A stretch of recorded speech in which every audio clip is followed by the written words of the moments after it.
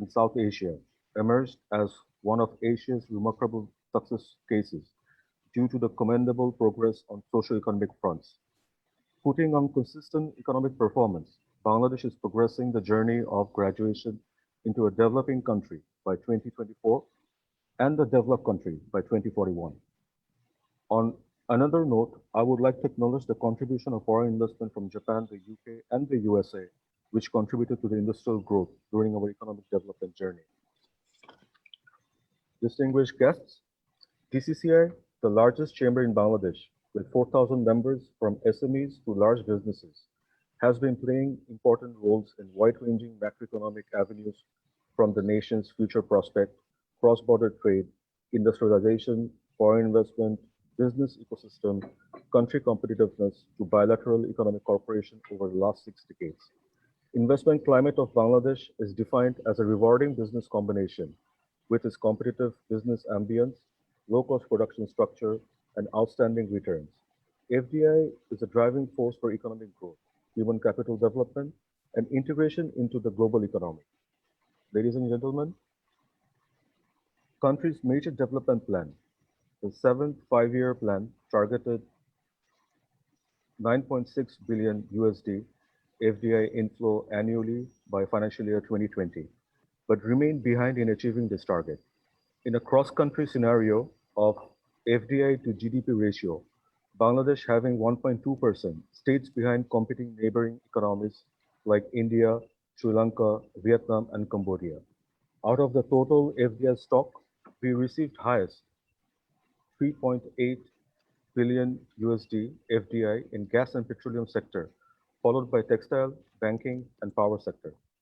The USA is the largest investor with 3.6 billion, followed by the UK, South Korea, the Netherlands, China, and Japan.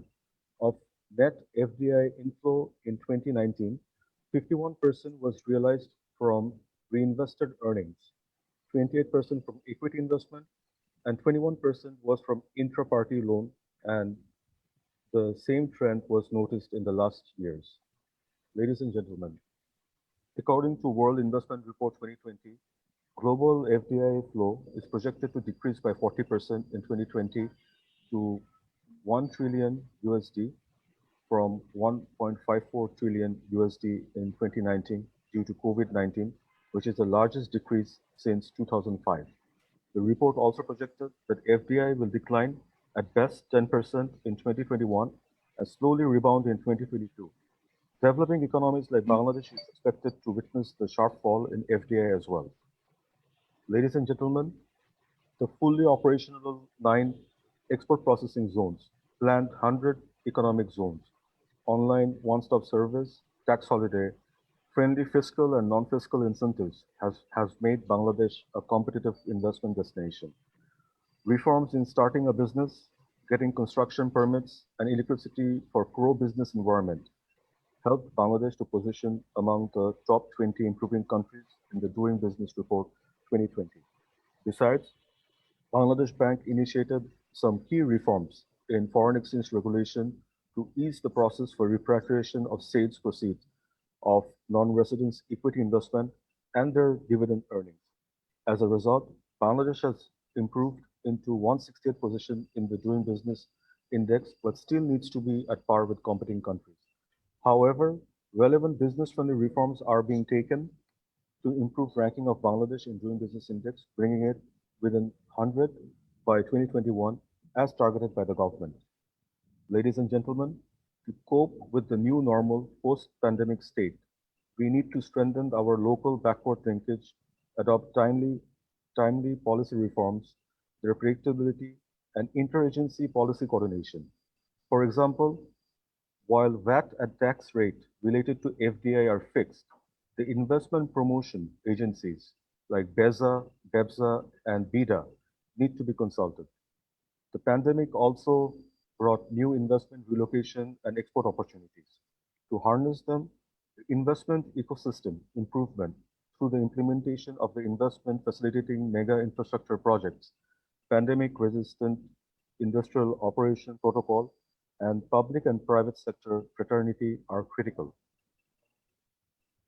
Equal fiscal and non-fiscal treatment is essential for investing uh, economic zones and non-economic zone to make them competitive. Our demographic dividend can supplement our competitiveness to attract investment in emerging industries such as clean technologies, renewable energy, 4IR technologies. We also need to accelerate regional cooperation, aligning with ASEAN, Big B, and One Belt, One Road initiatives for multilateral regional economic interests.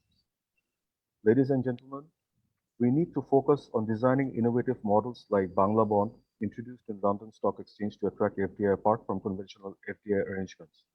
However, I would request the potential investors from the USA, Japan, and other countries to tap our investment potentials in conventional manufacturing, service sectors, and diverse infrastructure works. Distinguished guests, I believe our keynote presenter, discussants, and distinguished guests will provide more insights for identifying challenges and way forward on investment in COVID-19 time.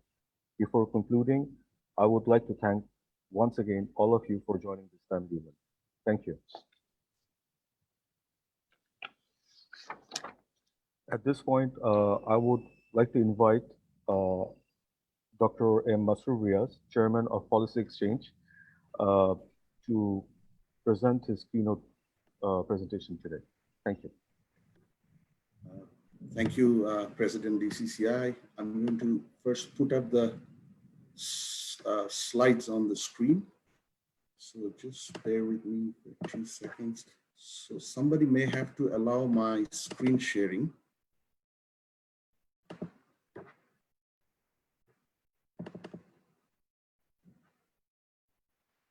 Are you able to see the screen, the slides on the screen? Yes, it's on the screen. Okay. So thank you so much, President DCCI, today's chair.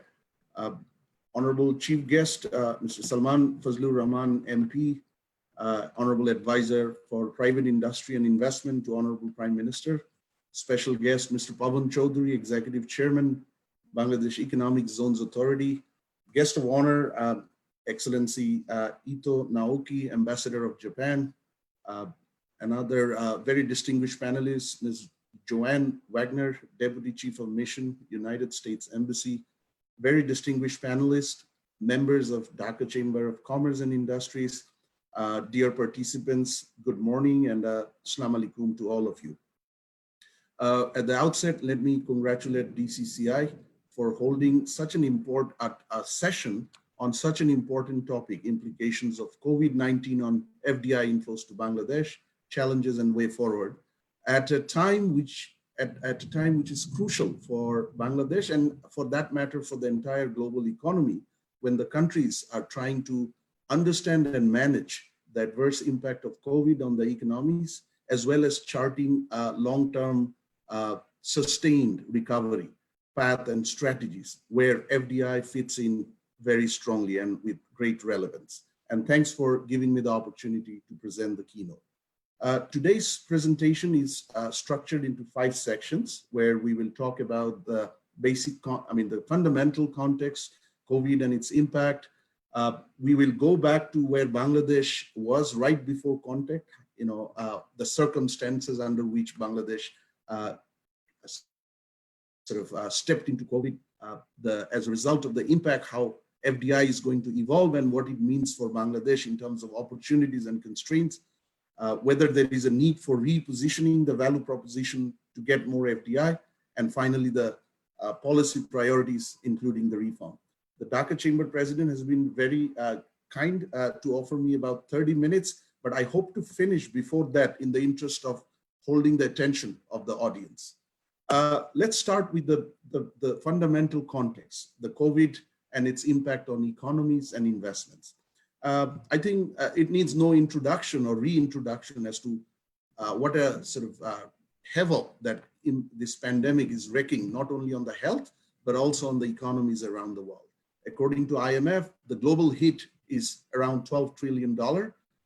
Coming down to more granular level of impact, the global growth is going to be almost -5% for this current year.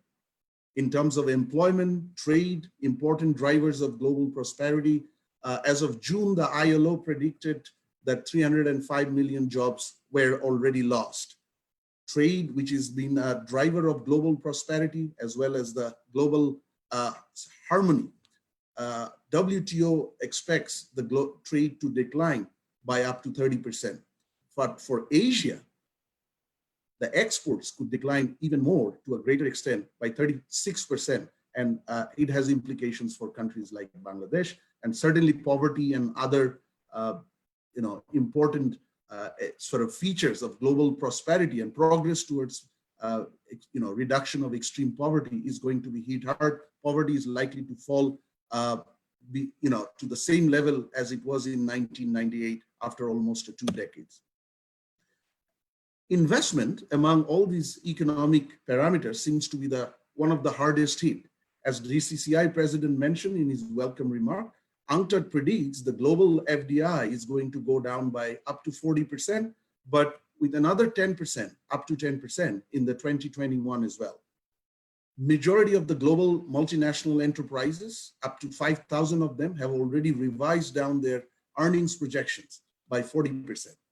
But what is also very interesting and actually very worrying to observe that within this investment impact, it seems the impact is going to be harder among developing nations and regions. Asia is going to have up to 45% lower investment.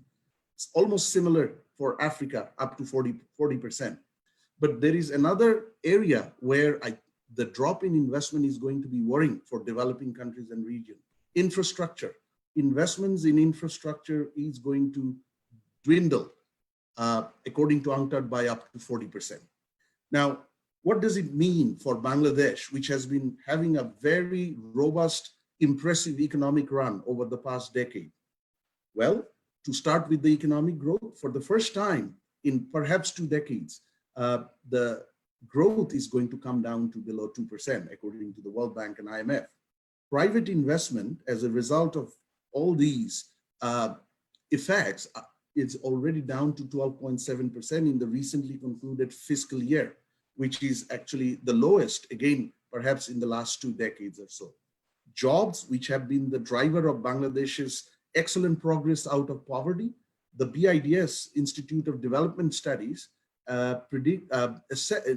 one of the recent surveys assessed that Bangladesh had already lost 16 million jobs, including livelihoods.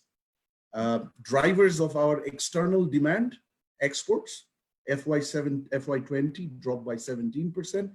Although there is some great news that in June and July where it bounced back very strongly, what awaits us in the next 1 year is still unknown. There are uncharted waters, particularly because the key destination markets of Bangladesh's exports, the European Union and United States, their economies are going to register strong negative growth, very large negative growth.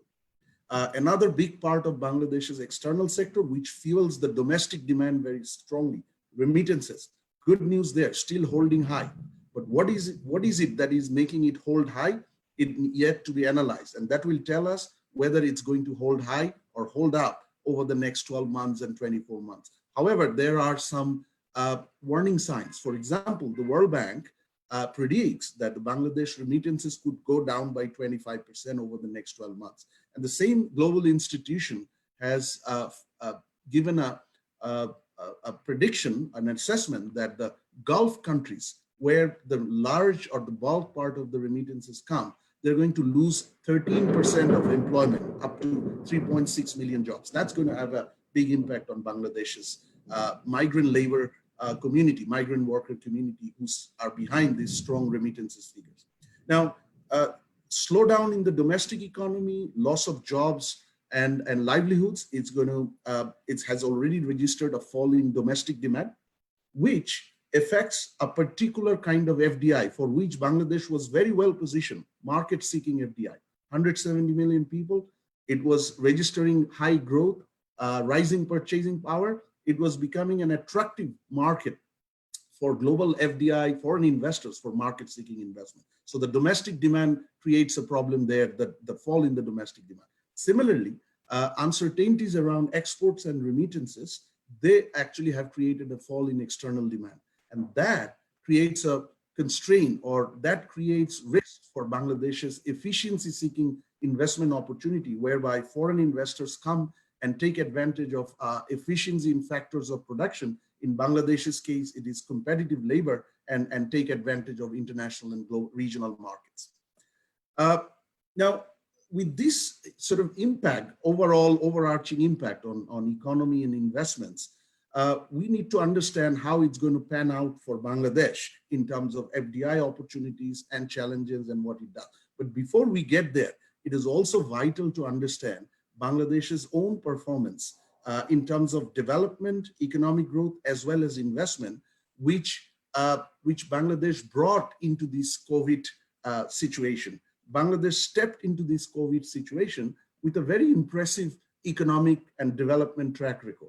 Over the past decades, Bangladesh has managed what we call triple payoffs. That's a big lightning in case the sound quick here, the inconvenience. Faster growth. The average growth has been 6.5% over last 10 years, reaching as high as almost 8%. And Bangladesh registered 1 percentage point growth every decade since its independence, something impressive at a global scale and in any regional context of the world. Poverty has been more than halved between 2000 and 2016-17, bringing the poverty level down to 24%. And there has been better human development, particularly in South Asia, where Bangladesh stands ahead of all other South Asian countries on most social development indicator. I want to mention one particular one, which makes every Bangladeshi a proud one. Bangladesh is the most gender equal country in South Asia. And it's not only in South Asia, it holds a high rank globally, 50th among 153 countries globally in the World Economic Forum's Gender Equality Index. Now, building on this very impressive economic track record, the private investment has come a long way over the last few decades. It is actually the key growth driver in Bangladesh. If you look at the overall investment in manufacturing and trade, more than 75% comes from private investment, including FDI, energy, aviation, exports, employment. Even something we often tend to ignore, how strong private investment has been in fueling, that is our food security or agriculture. It is predominantly private sector driven. So private sector, by the time Bangladesh stepped into COVID, actually has private investment has created a strong position, a strong contribution in driving Bangladesh's impressive economic growth. But was that enough? If you look into Bangladesh's development aspirations, upper middle income country in next few years, developed country by 2041, which are all very right aspirations given the strength of Bangladesh's economy. The investment, however, had many improvements areas. Well, to get to the upper middle income and the developed countries, Bangladesh would need to upgrade to many sort of higher level economic gains, 2.2 million jobs a year, $350 billion according to an IFC internal report in infrastructure. Only half of the working age population have employment. We need to create another half. And then our economic diversification still needs to go a long way. What is going to be an important determinant of these is private investment, particularly FDI, bringing in capital, technology, management know-how, and market access. But on private investment side, while the absolute numbers have been growing with the strong economic growth, it has been stagnant for many years at 23% plus minus of the GDP. FDI, Bangladesh could have done much better given the strength of the market, the strength of the economy it has had over the last decade. However, it is far behind its competitor countries, Vietnam, Philippines, Cambodia, India. If you look at the average FDI between 2009 and 2019, Vietnam is above 6%, about 6.6. India is above 2%. China is above 3%, about 3.3. Philippines around the same, between 3 to 4% average. Bangladesh is 0.9%. So that gives you a sense that despite stronger economic fundamentals, despite rising middle class and economic purchasing power, Bangladesh has not been able to generate the level of FDI that it could have. What came in the way? Several issues, but let me focus on briefly on the business climate, which is the key determinant of the investment that comes from cross-border. In the global competitive, if we look at the two sort of most relevant, popular, important, whichever way you look at indices around the world, the Global Competitiveness Index by World Economic Forum, the last ranking ranks Bangladesh 105th out of 140. But if you disaggregate within this sort of overall figure, there are 4 areas. If you look at this cobweb map, 4 areas where Bangladesh is far behind emerging and developing Asia. One is institution, infrastructure, and technological readiness, which are all very critical driving. The institution really embodies the legal, regulatory, and policy framework and the institutional capacity. In the current world, technological readiness, it doesn't have to be 4th industrial revolution. It can be only just the basic starting automation. Without that, it is difficult to offer a strong value proposition to the investors who are looking at multiple options around the world. The Doing Business, Global Doing Business Index by World Bank, we are very fortunate to have the honorable advisor with us who's providing very strong leadership since 2019 for development of this. And as a result of that, which we have seen the first ever largest 8-point improvement in the last 2019 ranking, which came out in October 2019. But Bangladesh is still 168 out of 190. It's the bottom 15%. So we have to go a long way. And more than the number, what is important to see is if we look at the disaggregated the indicator areas, it brings out different constraints and challenges in the way of the private investment and foreign investment. The global governance indicators, if you look at the efficiency of legal framework, 84 out of 140. Regulatory quality, we are behind our South Asian neighbor, certainly behind our East Asian competitors. So there is a lot that can be upgraded in the business climate to bring in or to position Bangladesh as a strong contender for which all the valid grounds exist. It's just the perception, it's just the signal that needs to go, and the actual experience and the actual ease on the ground that needs to be improved. But there were lots of good news as well in the run-up to the COVID. Bangladesh did not step into COVID only with problems in the investment category. There were a lot of good news as well. There were a number of improvement efforts which were rolled out on the overall macroeconomic environment, which is absolute must to provide a stable, sustainable, predictable operating environment for foreign investors. Bangladesh is one of the few countries which has maintained for decades a very sound macroeconomic framework and macroeconomic stability. Monetary policy, fiscal policy, which have been all very pro-private sector, contributing into growth of ready-made garments, domestic industries, and many others. There has been very progressive infrastructure agenda over the last decade. And I'll mention 2 particular areas. One is the power, where Bangladesh came from less than 6,000 megawatt in 2008 to almost 20,000 megawatt by 2019. And we now have surplus power. Well, what a sort of great fit. And this proves that Bangladesh can do it. But one other area I have to highlight in infrastructure, which is progressing extremely well and extremely critical for FDI, is the access to land through agglomeration economies, which is being taken forward in the form of special economic zones.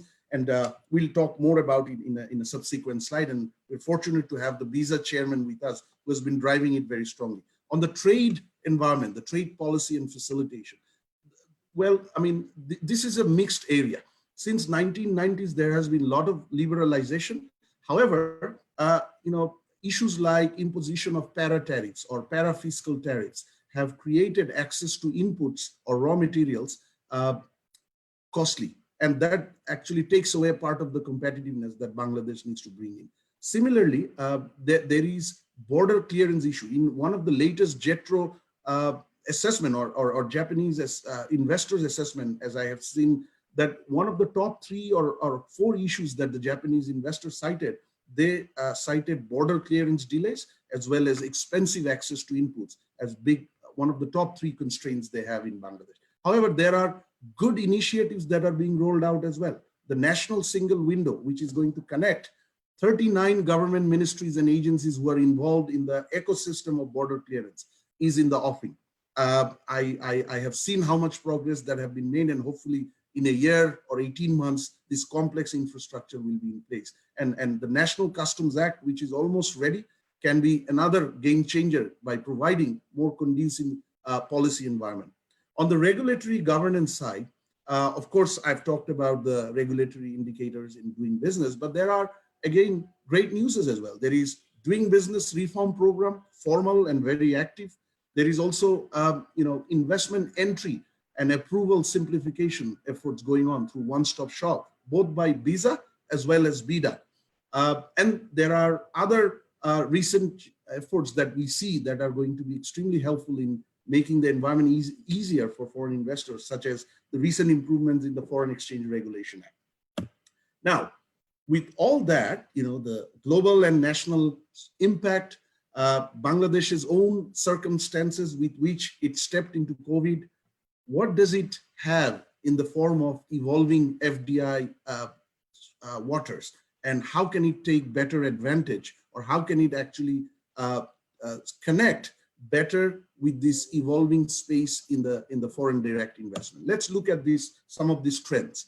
Now, before that, I just wanted to highlight one thing.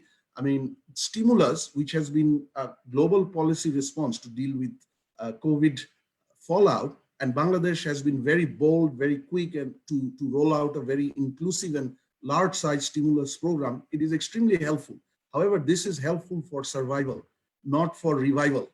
Of course, without survival, the revival doesn't come because they are sequenced one after another. But for medium to long-term revival or resurgence, which is going to be productive, gainful, and sustained, major reforms are going to be necessary, and strategies will have to be developed to connect Bangladesh's FDI promotion effort to the evolving or the new trends that are showing up in FDI.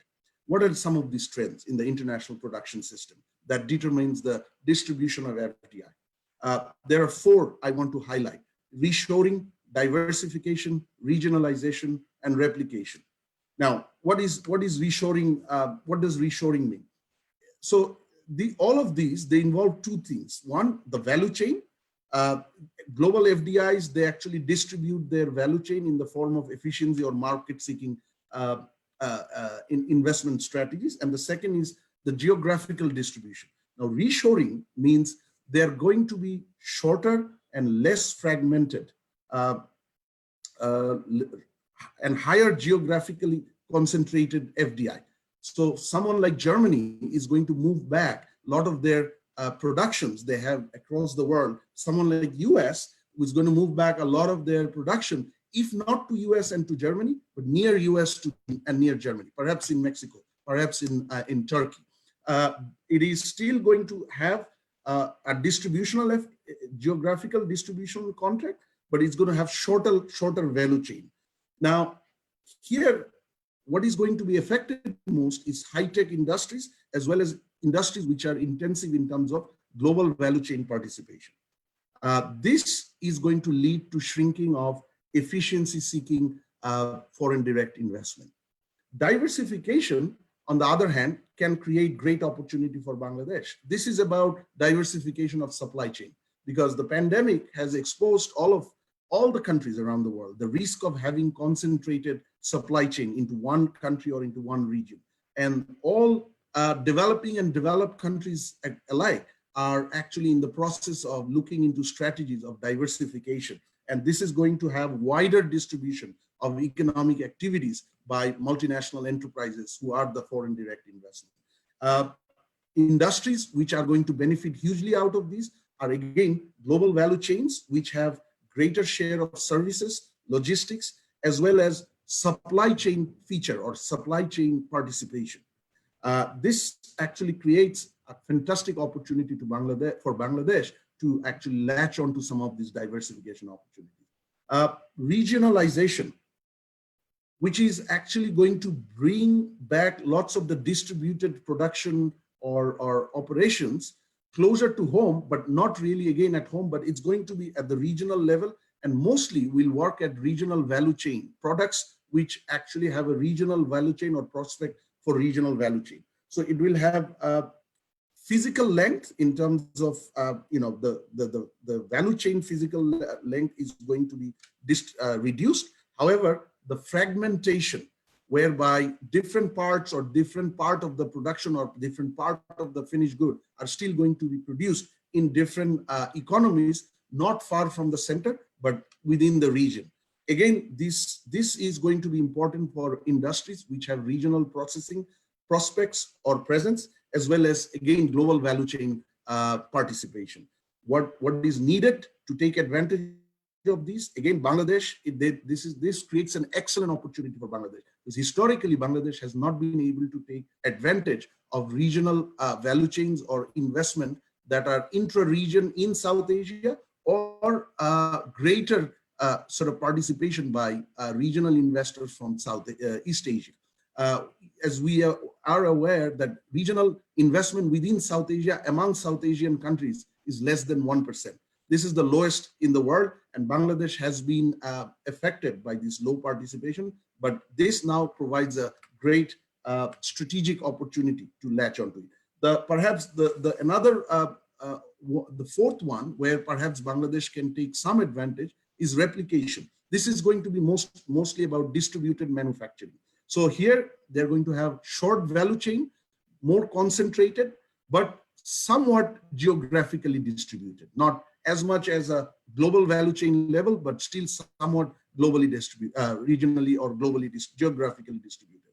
Now, this is going to require large-scale industrial activity in countries in order for countries to be able to host these replication opportunities arising in international production system. Implications of these trends, more deglobalization, at least in the short term. Large corporations are going to strengthen their positions because they stepped into COVID very cash rich compared to 2008 crisis and 1998 Asian financial crisis. So, it gives a sort of sense as to who Bangladesh should be targeting. Supply chain, I mentioned, digital means, government as a dominant consumer or customer over the at least next 24 months are all going to be result of these shifting trends. These challenges that are created through these shifting trends in international production system, they also have great opportunities, as I have outlined some, because every cloud has a silver lining. And if we are able to assess strategically and identify in a very targeted way, the silver linings we have, for example, challenges which include restructuring of production system, divestments, relocation, Bangladesh can go for the diversification prospects, who are the companies who are looking at diversification of the value chains. The shrinking pool of efficiency-seeking market investments, efficiency-seeking investment, Bangladesh, taking advantage of its large population, strong economic base, increasing purchasing power, can actually start putting some more emphasis than before on market-seeking investment. The value capture, as I mentioned, in some areas, the value capture is going to reduce. As a result, the prospect of global value chain in the short term is going to be far less than it has been over the last decade. But Bangladesh can look into prospects which have shorter value chains and more investment in final goods production. And certainly in terms of infrastructure, digital infrastructure, in terms of services trade, in terms of global value chain and platforms, they all offer new opportunities for Bangladesh to bring in new foreign investment. Now, given these trends, given these opportunities and challenges, how can Bangladesh better latch onto the opportunities to get FDI, enhance FDI in a world of new normal? The plain vanilla, age-old, decade-old, open-ended investment promotion is not going to work. Bangladesh will have to look into strategic enablers options which offer bigger bang for the buck. What are some of those? Just to give you a sense, I mentioned about the shifting global trends. It is creating opportunities through expansion of investments from East Asia. There are many countries which are concerned about concentrated supply chain position, and they're looking at countries like Singapore, US, European Union, Japan, Korea. They're looking at expanding their production bases to multiple regions, particularly into South Asia and Southeast Asia. Now, are we being prompt enough? Are we being strategic enough in comparison to our competitors to positively respond to these? I think that's where there can be more. We have seen, Indonesia sort of securing very large deal for US healthcare companies. We've seen India coming up with relaxation of their biggest investment climate problem, which is tough, inflexible labor law, relaxing it at state level and hinting to relax it at the central level as well. So we are not going to be the only one. There are other comparator countries. Bangladesh needs to move fast and move in a targeted approach. Bangladesh can use the trade investment nexus in a very strategic way, the holy nexus of trade and investment, which actually create opportunities for each other. Bangladesh hasn't done that very well in the past, not at least as part of a sort of conscious strategy. For example, this 97% product access, duty-free access in China, is it only a trade opportunity? Actually, it's more than a trade opportunity. Many of those products actually for Chinese markets can be built better in Bangladesh. For products where there is a greater contribution of labor cost, taking advantage of the competitive labor that Bangladesh has, many of those products can be actually built in Bangladesh and then exported to countries like China or European Union, where we have preferential market access. So this issue of leveraging better the trade and investment holy nexus should be a big part or cornerstone of our new approach, or leveraging strategic enablers. Global cooperation through FTAs or other preferential trade agreements. Bangladesh has been working on diversifying products, particularly for exports. But one area Bangladesh has not been pursuing very strongly is the market diversification. US remains our very strong market and will continue to remain so, but there can be more. And given the LDC graduation is approaching from 2027, the GSP is going to be under a different sort of concept. We may lose it. The FTAs are going to ensure we continue to have preferential market access, where the foreign investors are going to get strong opportunities to come and take advantage of Bangladesh's factor of production efficiency as well as preferential market access. One other area I'd like to highlight is the non-traditional sources of investment. Again, intra-regional. Bangladesh, South Asia, as I mentioned, has been having only 1% of its investment from within the South Asian sources. This can go up to as high as 25%. Now, Bangladesh needs to take better advantage of this opportunity and see how we can bring more investment from countries like India, Sri Lanka, and so on. But it's not only South Asia, it is also Southeast Asia, whereby we have been having interest from a number of countries such as Japan, but we really need to latch onto these new non-traditional sources of investment. Another non-traditional source is climate investment opportunities. This is not only adaptation and mitigation, this is commercial business venture opportunities, climate smart agribusiness, climate smart infrastructure development, green finance. The market is $23 trillion, T. It starts, T for tree, $23 trillion by 2030, according to the World Bank Group. And if Bangladesh can get 1% of that share, that is going to be huge in terms of its needs. If we look at the last 5 years, where are the investment growths coming from in terms of sources of investment? What we see is Northeast Asia and Europe is leading the way. China, between 2015 and 2019, 11 times increase, followed by Netherlands, Norway, which is about 250% increase. Netherlands, 97%, and Japan, 59%. Now, building on all those, how can Bangladesh take better advantage of this sort of rising interest, shifting trends, strong economic fundamentals that it has. Repositioning the value proposition is actually call of the day. Bangladesh has many advantages that the foreign investors can sort of leverage. High growth rate, sound macroeconomic management, I mentioned. The demographic dividend is going to last for several more decades. Purchasing power is rising. Just last FY, the per capita income crossed $2,000. Liberal policies for FDI, except for 4 sectors: arms, forestry, nuclear, and security printing. All are open. Strategic geographic location, flexible lever, but Bangladesh needs to put in place a number of strategic policy and institutional measures in place in order for Bangladesh to be positioned as ready for business for the foreign investors. What are some of those? I mean, as I said, the value proposition so far has been based on competitive labor, which Bangladesh has and will continue to have.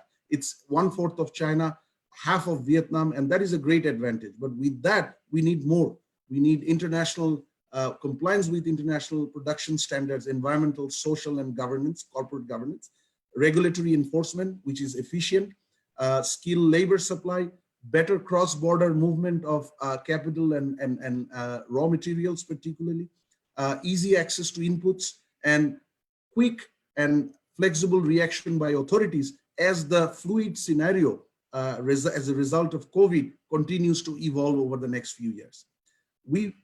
There are 5 key propositions in terms of policy lever, where you can actually sort of group your policy actions and the reform actions in line with these 5 priorities. Further facilitate the establishment of investment through investment climate reforms, regulatory reforms, making it easier to do business. Promoting greater coherence between trade and investment, something I mentioned in the previous slides. Does Bangladesh have the preferential trade agreements which the foreign investors can come and take advantage of? Investment incentives. The fiscal incentives or the financial incentives are not necessarily what really attracts investment across the world. It is not one of the top 3 factors that investors look, according to McKinsey. What is it they're looking for in Bangladesh? And then 4th, focused investment promotion and retention strategy. This is something that Bangladesh has to sort of have a 360-degree sort of reform from open-ended and non-strategic investment or reactive investment promotion. It really has to go targeted country, targeted sectors, targeted company outreach in terms of its own value proposition and sectoral stack. And finally, to make FDI sort of more inclusive, more accepted, domestic and domestic linkages that needs to be developed to benefit the small and medium enterprises and the local businesses. Moving on from that, what are some of the priority policy reforms and policy actions that Bangladesh should sort of bring in? Let me start with a strategic enabler again, the Doing Business Reform Program. There is a very vibrant Doing Business Reform Program at the moment that is under sort of implementation. A lot of significant fundamentals have been, or foundations have been put in place. Excellent analysis in the form of, and targets in the form of disaggregated reform action plans. There is high-level political ownership. The honorable advisor here himself is leading it with a sort of great dedication as well as very active participation. There are powerful institutional structures have been created for greater monitoring, like the NCMID headed by the Cabinet Secretary. The BIDA is providing sort of full-time coordination. And as a result of that, we have seen early successes have been registered. Last year, 8-point increase. In the last 12 months, 9 reforms have been registered across 7 areas, and another 27 are earmarked for implementation in the next 12 months.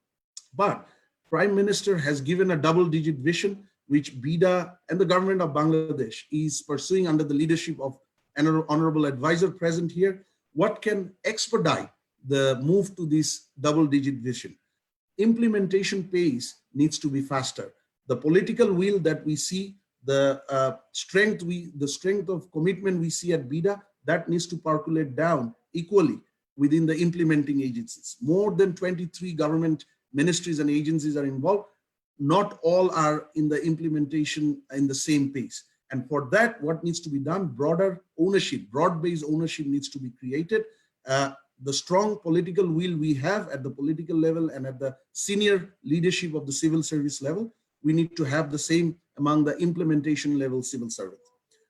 Doing business is as effective in globally as it is, it is as effective as its ability to open broader reforms, which are not directly part of doing business, but actually can come as a continuation or momentum that is created by doing business. How about tax policy reforms, tariff structure, which has not been modernized for a very long time, financial sector standards. If we look at India, the result of the doing business reforms we have seen has culminated into the VAT, the GST reform, the VAT reform, the foreign investment in retail sectors and so on.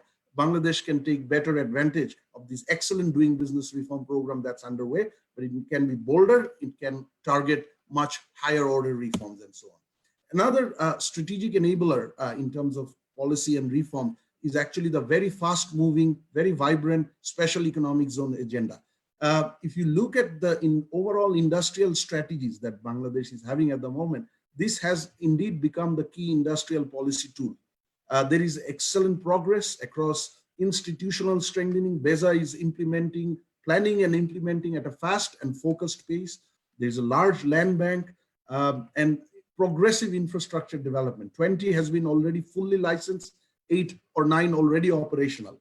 And there is rising investment, almost $4 billion that has already come into the overall SEZ regime. But there can be it can be even stronger, it can be even more conducive. So one area that needs to be addressed is sudden policy changes or predictability. So like the recent 15% VAT imposition on the land leases that have already been done.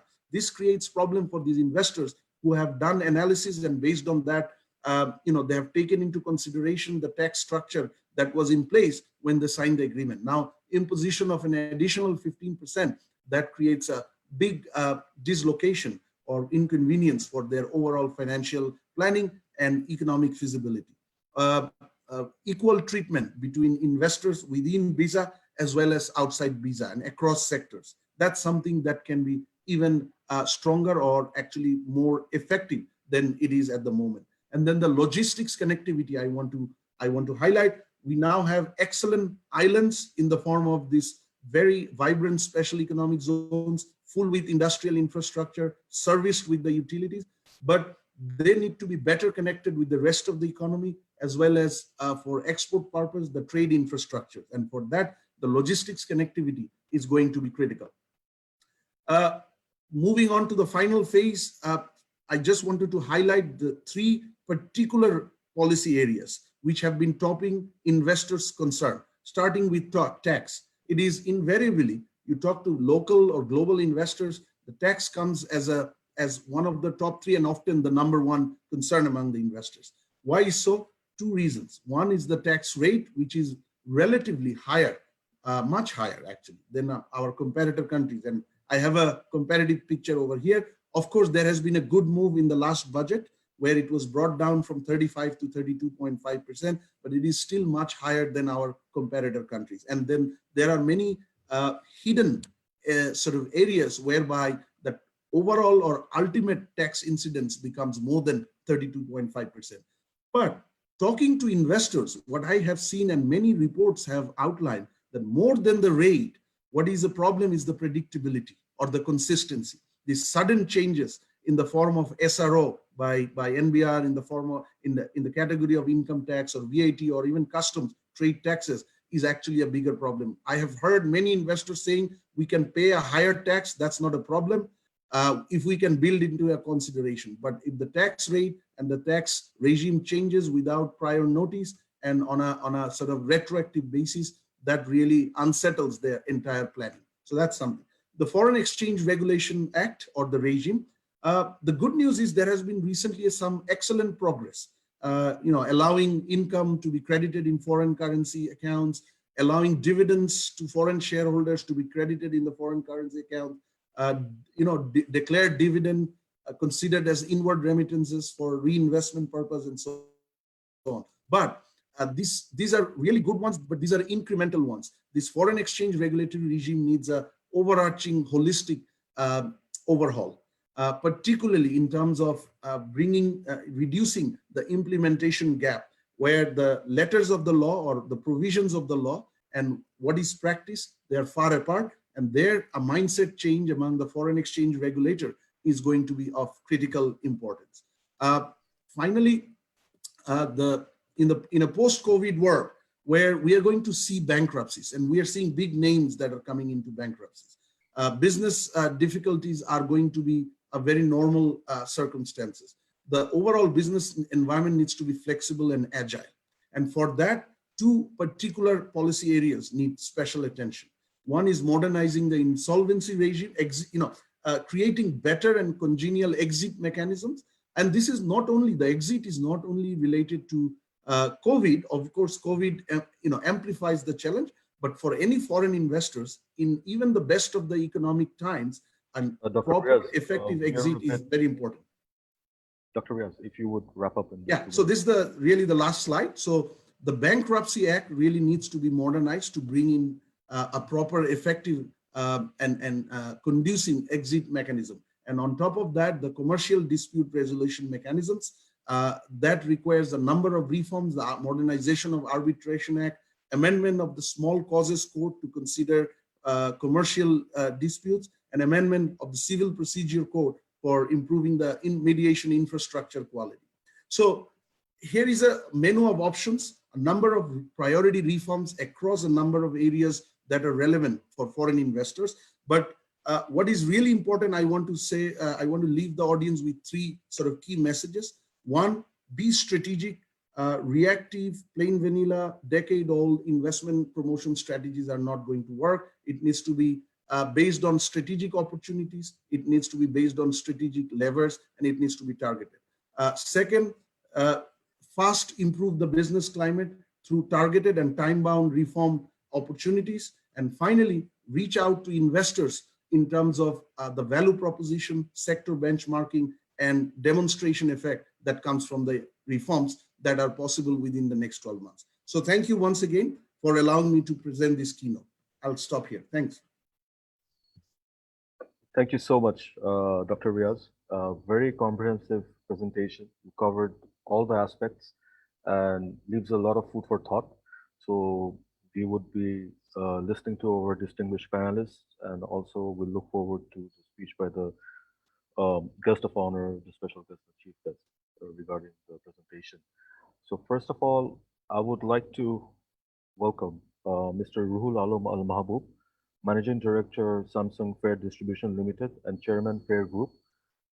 We always talk about FDI as setting up a new industrial unit, but one thing from the private sector, we feel that transfer of technology and joint ventures can also play a leading part. And Mr. Alam has recently done the joint venture with Samsung, and we know that the high-end handsets of Samsung, the Note, the Galaxy Note, is being produced in Bangladesh in his facility. So we would love to hear his story. And also, do you see any problems regarding getting foreign investment, since you're already engaged in the production of that? So, sir, you have, if you can wrap up within 4 minutes or 5 minutes, please. Thank you. So, thank you.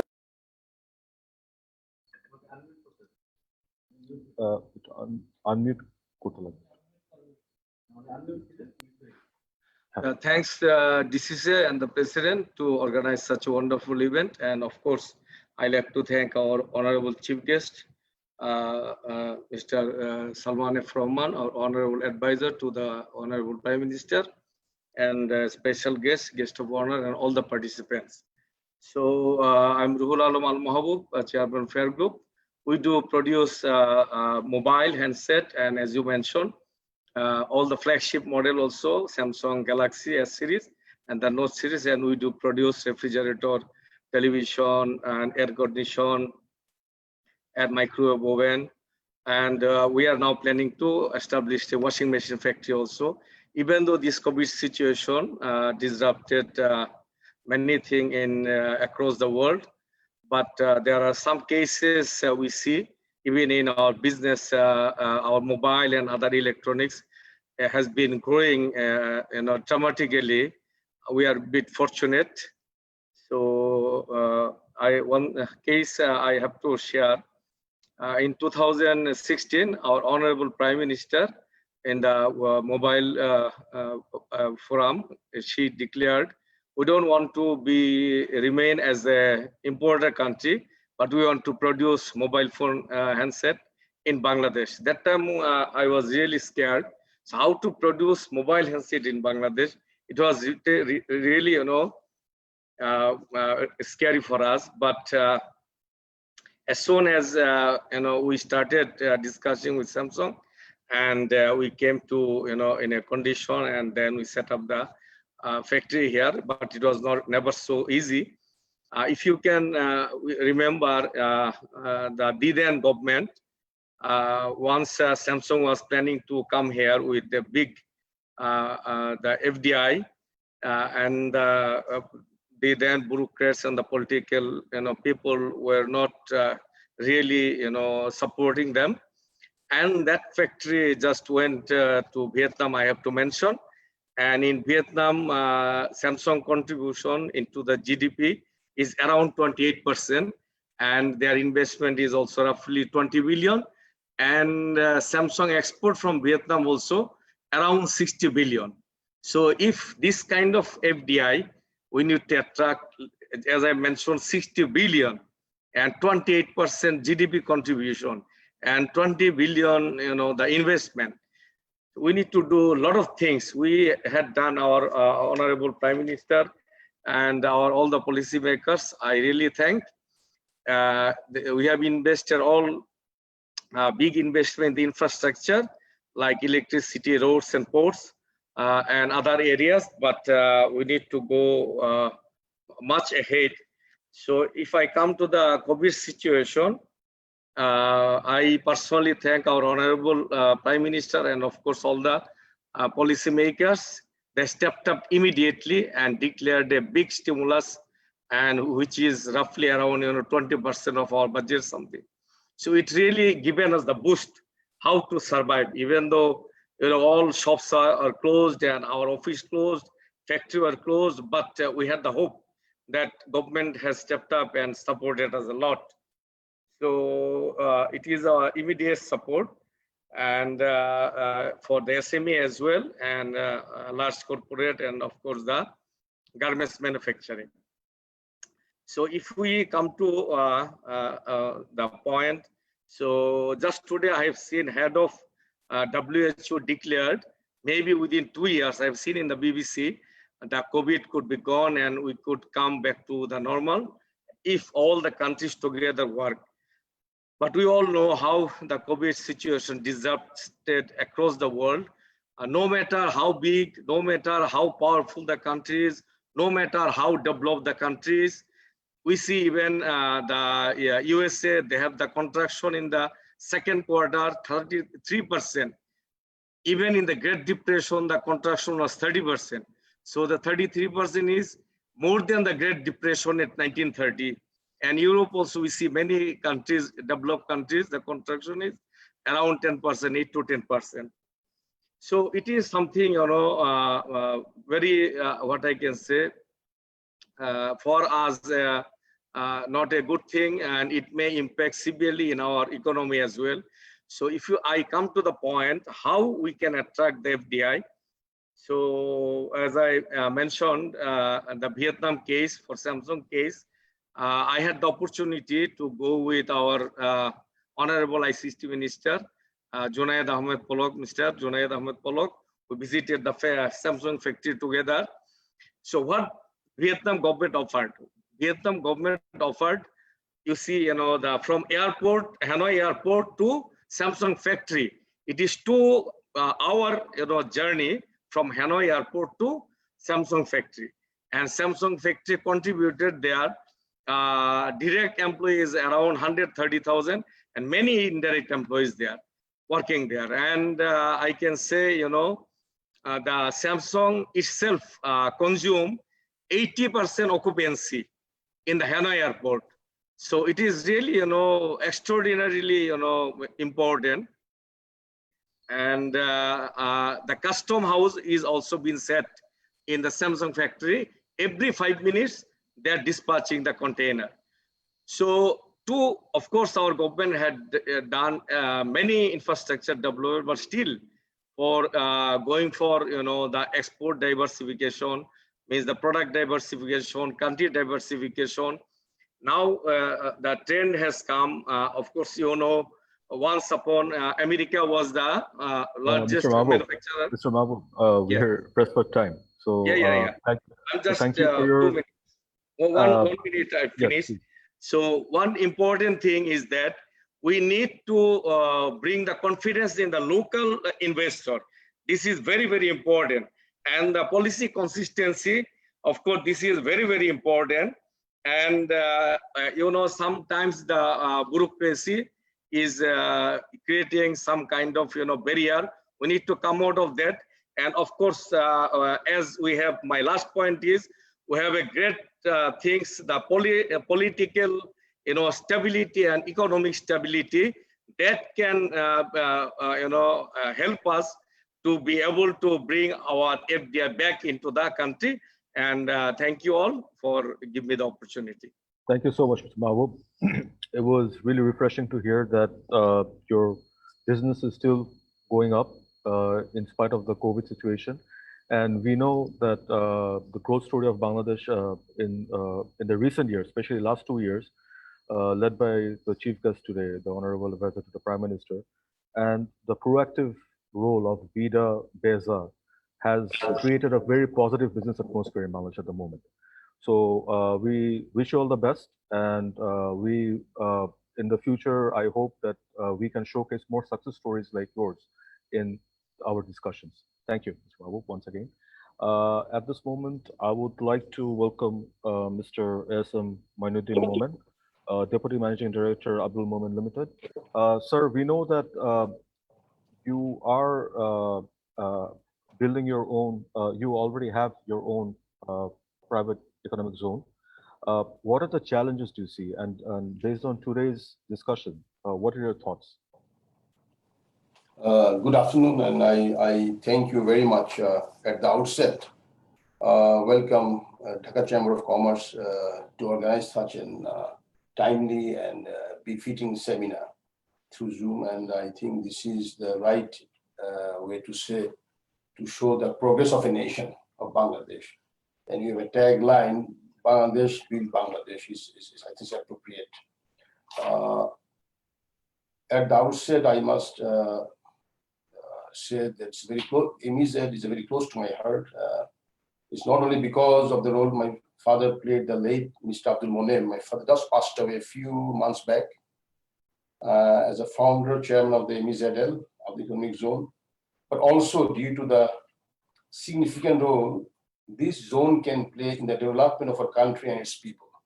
And here I must say and register to you, this is nobody less than our Prime Minister Sheikh Hasina, when she has awarded this license to us in 28 February 2016, and we made a pledge there, we'll build Bangladesh.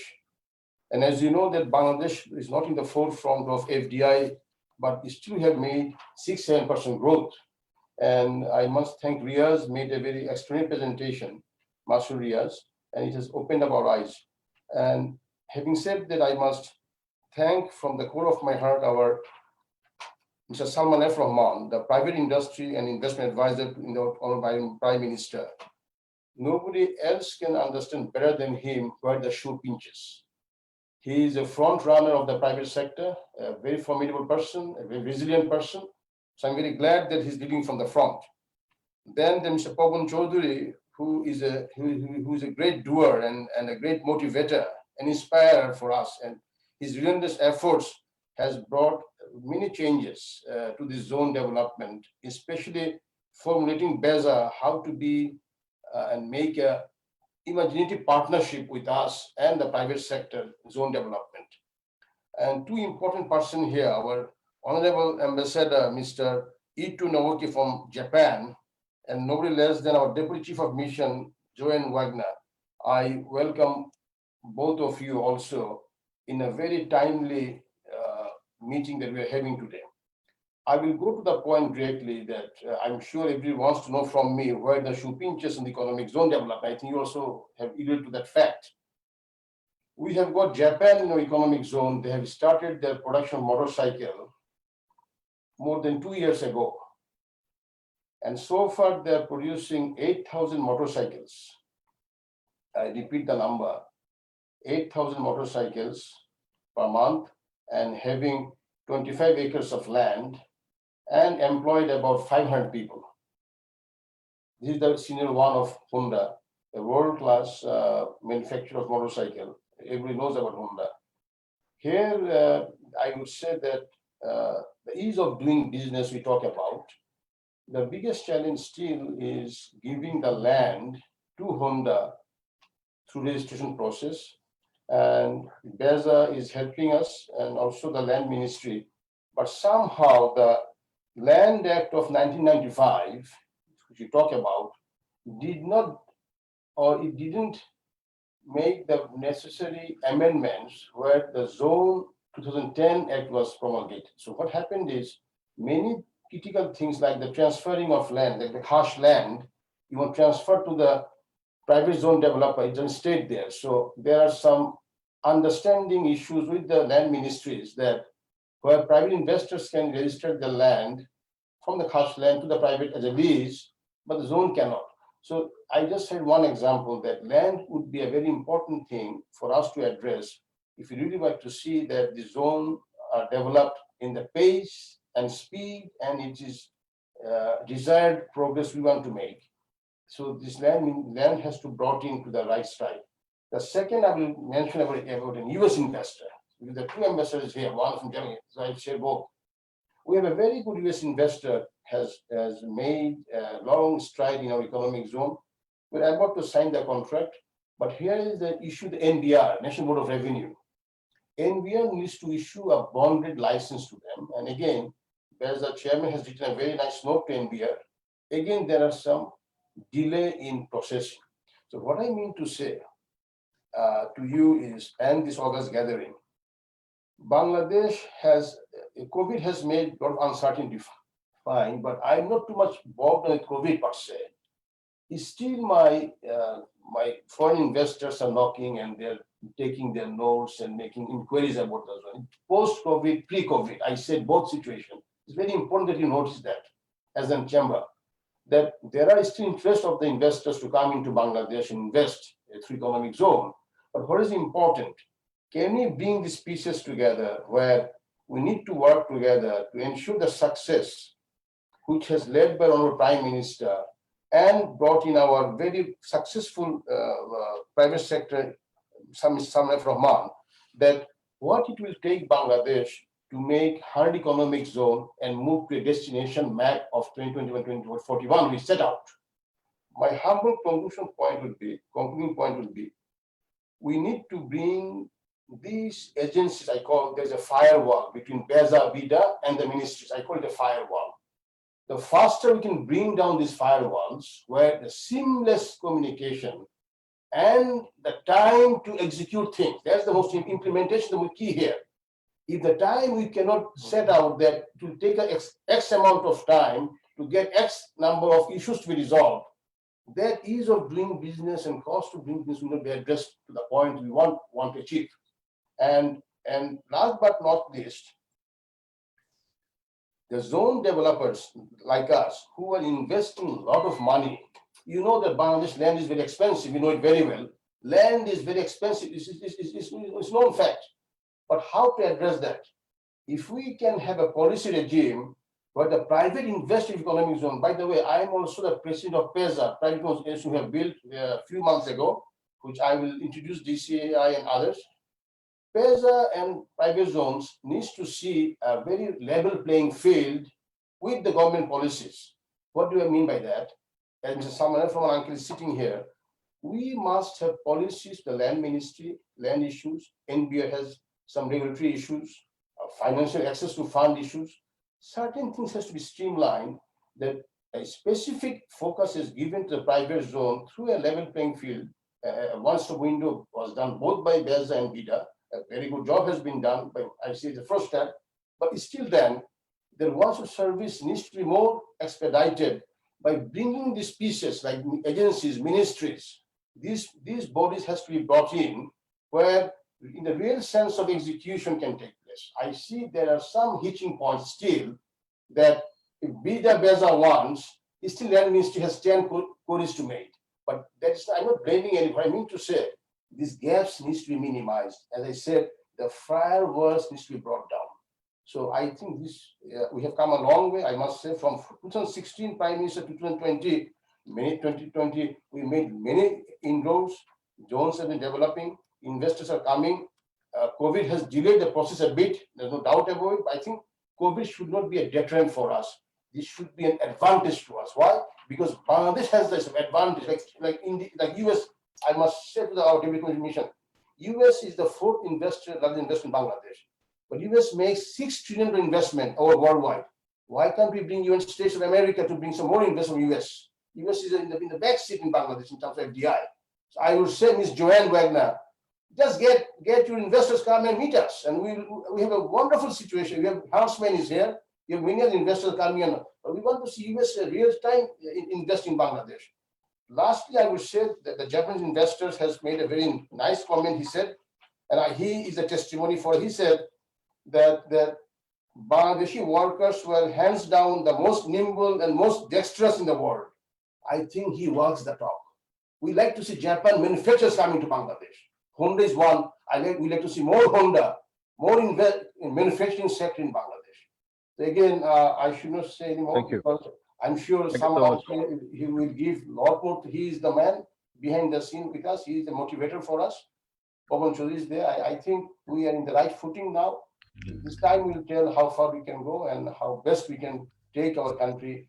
That our honorable Prime Minister has given us the. Thank you so much, Mr. Moman, thank you. For your valuable comments. And just to let everyone know, like tomorrow, actually, Dhaka Chamber of Commerce and Industry will be the first chamber to sign the one-stop service under BIDA. So we will sign the agreement tomorrow. It will initiate, and this is a very positive step in the right direction. And especially now, the proactive role that BEZA, BIDA are playing, it is a refreshing welcome from the previous norms. And this will only take the country forward. And also, as in the presentation, we have mentioned that Dhaka Chamber of, like in my welcome speech, I mentioned that Dhaka Chamber of Commerce and Industry feels that the Office of the Private Advisor for Private Sector Advisor to the Prime Minister, as well as BIDA and BEZA and BEBZA needs to be empowered as the first point of contact with the tax authorities to initiate any changes in tax policy as such, because this ultimately affects the business community as a whole and potential foreign investments into Bangladesh. Thank you, Mr. Moman, once again. At this moment, I would like to welcome Mr. Syed Ershad Ahmed, President of American Chamber of Commerce. Sir, your views on today's presentation, and also on the point that Mr. Moman brought up, in spite of the US having tremendous investments outside of the US in the form of FDI, but when it comes to Bangladesh, we only see it is concentrated in energy projects and small pockets like that, few sectors. How do you see this? Like, how does your chamber feel about bringing new investors? What are the problems, and why is this not happening? Thank you, President Samsa Mahmood, and thanks to Dhaka Chamber for arranging such an important webinar today. And Honorable Chief Guest, distinguished guest, the moderator, panelists, greetings to all. Let me start by thanking our today's keynote speaker, Mr. Mansoor Reza, Dr. Mansoor Reza. He has put in a very good effort in this presentation. Thank you, Dr. Reza. Actually, you know, the government of Bangladesh actively seeks the FDI and has made gradual progress in reducing some constraint on investment. But what I feel is still inadequate infrastructure, limited financing capabilities, and a couple of backdated laws, bureaucratic delays, and corruption continues to hinder the FDI. We would like to appeal to Honorable Prime Minister through our today's chief guest to consider to reconstructing or bringing certain ministries under the direct preview of the Prime Minister's office, instead of having fragmented policies and bureaucracy under different ministries. For instance, the separate Ministry for Industry and Ministry of Commerce directly impacts trade and investment, which we strongly feel. Okay, this disciplinary step would be quite helpful to do away the hindrance to doing business in Bangladesh. And we are also looking forward to a congenial atmosphere environment where the existing foreign investors can run their respective business. Because sometimes, we are being hassled by some government agencies, especially the NBR. They are coming after 7 years, 5 years for tax audit, this, that, putting us in a lot of troubles. That is really a very big hassle for us. And what I also feel, in order to attract more FDI, would again like to appeal to Honorable Prime Minister to put serious stop on IPR infringement. And actually, so far I know the Department of Patent, Design and Trademarks, that is DPDT, drafted a Patent Act in 2014, which was prepared in compliance with the requirement of TRIPS agreement. The draft act still remains under Ministry of Industry's review, and this effort has not made measurable progress during the past years. Same situation prevailing in case of amendment of Custom Act 1969. We also strongly feel that focus needed on port infrastructure, management and automation. However, of recent, the government of Bangladesh has made two commendable moves. One of which is the launching a guidebook to attract FDI into Bangladesh through BIDA. And the second one, which I understand is going to implement soon, that is amendment of the Bankruptcy Act 1997, which would allow the financially distressed business to operate in a state of opting for liquidation in order to recover a percentage of the loan. We also appreciate the establishment of economic zone and IT park. Definitely, this is a very good effort made by Bangladesh government under the leadership of our Prime Minister. Thank you. Thanks goes to Prime Minister. Definitely, she did a very good job.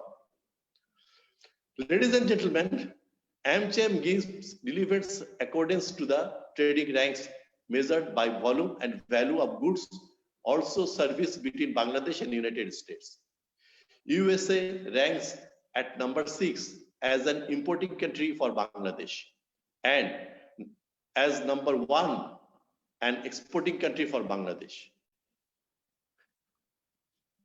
For FDI stock position classified by major countries and sector as end of March 2020, the position of the United States at rank 1. This really very appreciable thing.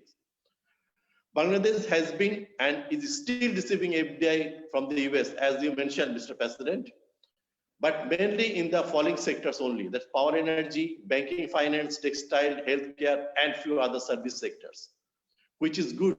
However, globally, due to COVID-19 pandemic situation, FDI is flowing more towards pharmaceuticals and healthcare, agro-processing, AI, blockchain, and ICT. I acclaim our private sector to work closely with the government to help our country diversify our trading basket and get a better perspective on the trust sector in order to keep up with the global trade. You will be happy to know that AmCham is organizing a webinar on September 6th, focusing those flourishing sectors, that is agro-processing, digital technology, and green initiative. So I invite you all, definitely will send a formal invitation, but you can take part. Mrs. Wagner will be there too. So we will discuss. I hope that will be a very fruitful discussion and we'll come out with some result. Anyway, considering the time constraint, I will stop here for now and looking forward to hear from the other panelists. Thank you very much. Thank you, Mr. Syed Irshad Ahmed, President AmCham, for your comments. And we know that there are problems, but then in spite of that, we see Bangladesh still, in terms of the value proposition, still offers a lot in terms of investment. The ROI is higher. So, regarding the NBR, it is always an issue. For this, we have proposed from Dhaka Chamber, if there can be a mechanism for like a no objection certificate at the end of every year. Once we have that, then you know, the audited everything is seen as like submitted and accepted by the government, and further audit cannot take place, because this is proving to be a big detriment at the moment on FDI to Bangladesh. Because whenever a foreign investor wants to come to Bangladesh, they first talk to the private sector of Bangladesh, and when we tell them these sort of stories, it proves as a detriment. So thank you again, Mr. Irshad, once again. At this moment, I would like to request Mr. Abul Kashan Khan, Chairman of BUILD, to say a few words regarding to this presentation. And Mr. Khan, like one of the things that Dhaka Chamber has proposed to build was digitization of digital stamps used in you know, the official documents to improve the ease of doing business, and also contactless payments and digitization in place to further improve the ease of doing business in Bangladesh. So if you can also touch upon that as well. Thank you. Can you hear me, Shams? Yeah, you're audible. Thank you. Bismillah Rahman Rahim. Today's chief guest, Honorable Advisor, His Excellency the Honorable Ambassador of Japan, Honorable Chairman of BEZA, President DCCI, and other distinguished panelists. Ladies and gentlemen, Assalamu alaikum. Very good afternoon. I think Dr. Masroor Riaz covered all the relevant points, and I do agree with all the points that he mentioned in the recommendation. I would like to focus on the slide on enhancing the FDI in a world of new normal. Especially, he pointed out 3 specific areas, which is very interesting, and I also kind of agree. Global cooperation securing FTA is the point 3. Point 6 being accelerating the PPP opportunities. 7 being the paradigm shift in attitudes towards FDI. I think these are very relevant in the context of COVID and post-COVID. I think it is very clear that Bangladesh needs to create the best investment climate. I mean, there is no doubt or debate. We all agree to that. And we must become the best investment destination in the investors' map, and be the best of the best. That is the ultimate goal. I would like to just take some time and just to, since our Honorable Japanese Excellency Japanese Ambassador is here, the DBS, a Singaporean bank, not recently in 2016, published a report saying that $20 billion is invested by the Japanese companies in the ASEAN 6. Which are the ASEAN 6? Singapore, Malaysia, Thailand, Indonesia, Philippines, and Vietnam. So they are investing $20 billion in these 6 ASEAN countries. And it's a very interesting fact. In 2019, Japan, which contributed about 10% of the total FDI in Vietnam, increased it to 25%. So Vietnam is a major investment destination for the Japanese investors as well. And recently, in the exit of Japanese companies, I think Vietnam got the highest number of relocation in 2018 and 2019. So Bangladesh's direct competition is Vietnam. So that is something we need to be very careful about how we plan our strategy towards getting investment from Japan and the US as well. Interesting fact that Japanese companies 2019 onwards, before the COVID happened, started looking into the health sector, which is very interesting. They have started investing in the ASEAN markets, especially in the health sector. So this is something for Bangladesh to attract. If we can devise the right strategies for Japanese investors under the PPP model or the joint venture model to invest in the health sector. I think this is something new that is happening, and I think we can grab this opportunity. The Americans are also rethinking on their exit or the strategy to divert their investment into other countries. So that is something Bangladesh is probably need to focus. I think we are not in the top list of the Americans. I don't know. We need to be there. Now, coming back to Bangladesh, a very important fact with Dr. Masrur pointed out, the duty-free access for the Chinese market for Bangladesh. I think this is a game changer. If we can devise the right strategy, I think this is a huge opportunity for Bangladesh to take advantage.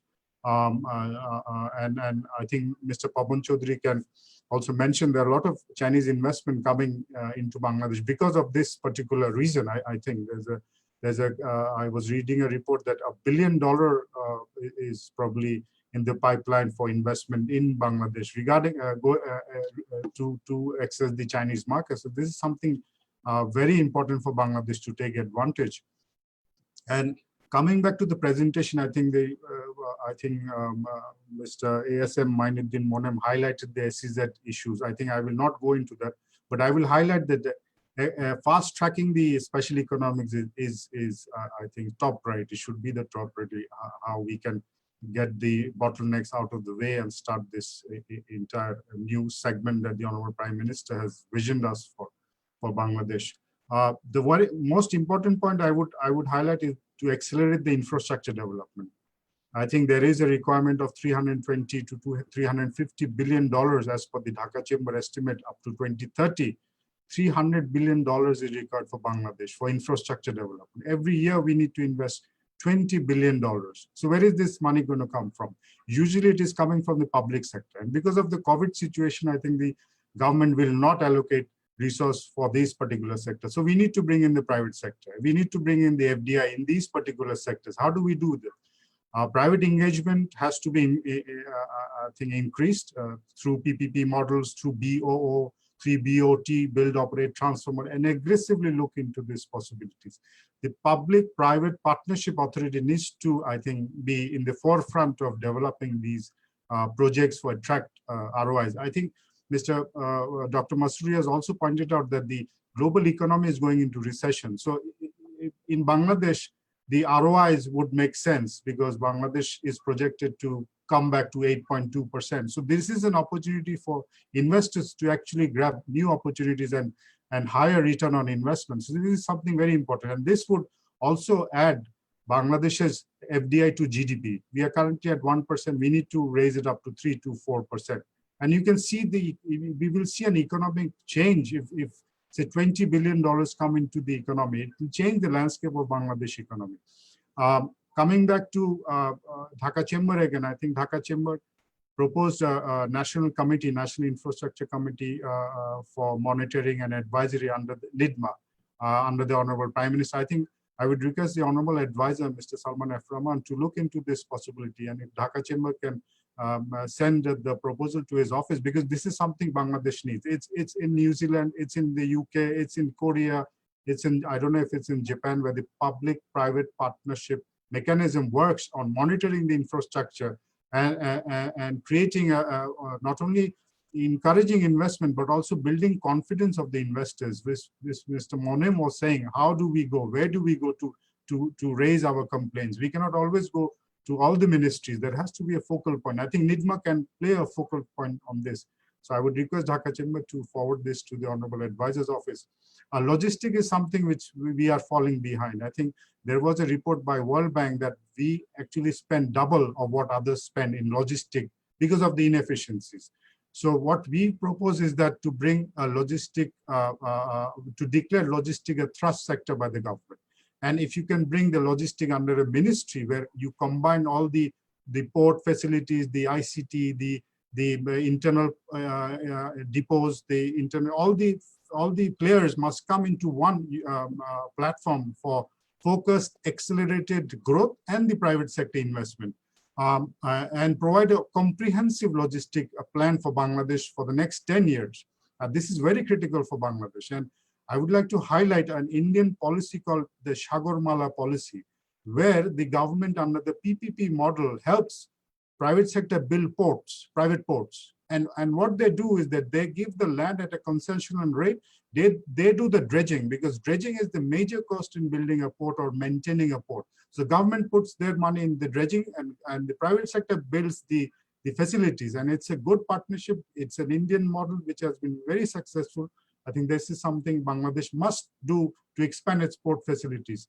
Create free trade zones for your raw materials. I think Dr. Masroor also pointed out, Vietnam has a policy called global distribution centers by the Japanese companies, where they bring in free trade goods under duty-free access, and that builds the faster from purchase to production. You get a better lead time. So this is something for Bangladesh to look into. Lastly, I would also point out that privatization of SOEs, state-owned enterprises, and getting foreign investments into the SOEs, how we can do that, that is an opportunity for new investment coming into Bangladesh.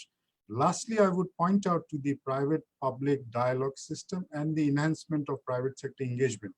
I would take this opportunity to thank our Honorable BEZA Chairman for adding Dhaka Chamber in the Board of Governors of BEZA. I think that's a very appropriate move and a timely move. And I would request the BIDA and the PPP authority, if they can do similar kind of engagement with the private sector, which would create continuous dialogue. It cannot be an on-off ad hoc basis dialogue with the private sector. It has to be a continuous process of engagement. I would end here, and again, thank you, Mr. President, for giving me the time. Thank you, Mr. Abul Qasim Khan. At this moment, I would like to welcome Mr. Asif Ibrahim, Chairman, Chittagong Stock Exchange, and former President of DCCI. Mr. Ibrahim, one of the things I would like, if you can expand on it, is the non-conventional FDI, like the Bangla bond we saw, which was quoted in London. What are the prospects for this? Because financing is a key issue, especially in Bangladesh. We see for the local players, this is a key issue, but when FDI takes place, the fund is being, the investors usually have access to low-cost funds. So the alternative to that, what kind of role can the structure of Bangla bond play in future FDI potentials in Bangladesh? Thank you very much, the chair of today's meeting, President DCCI, distinguished chief guest, Mr. Salman Fazlur Rahman, MP, advisor for private industry and investment to the Honorable Prime Minister, distinguished special guest, BEZA Chairman, Mr. Pawan Chaudhary, guest of honor, Excellency Naoki from Japan, keynote presenter, Mr. Riaz, and the distinguished panelists who've spoken before me and will speak after me. A very good afternoon to all of you.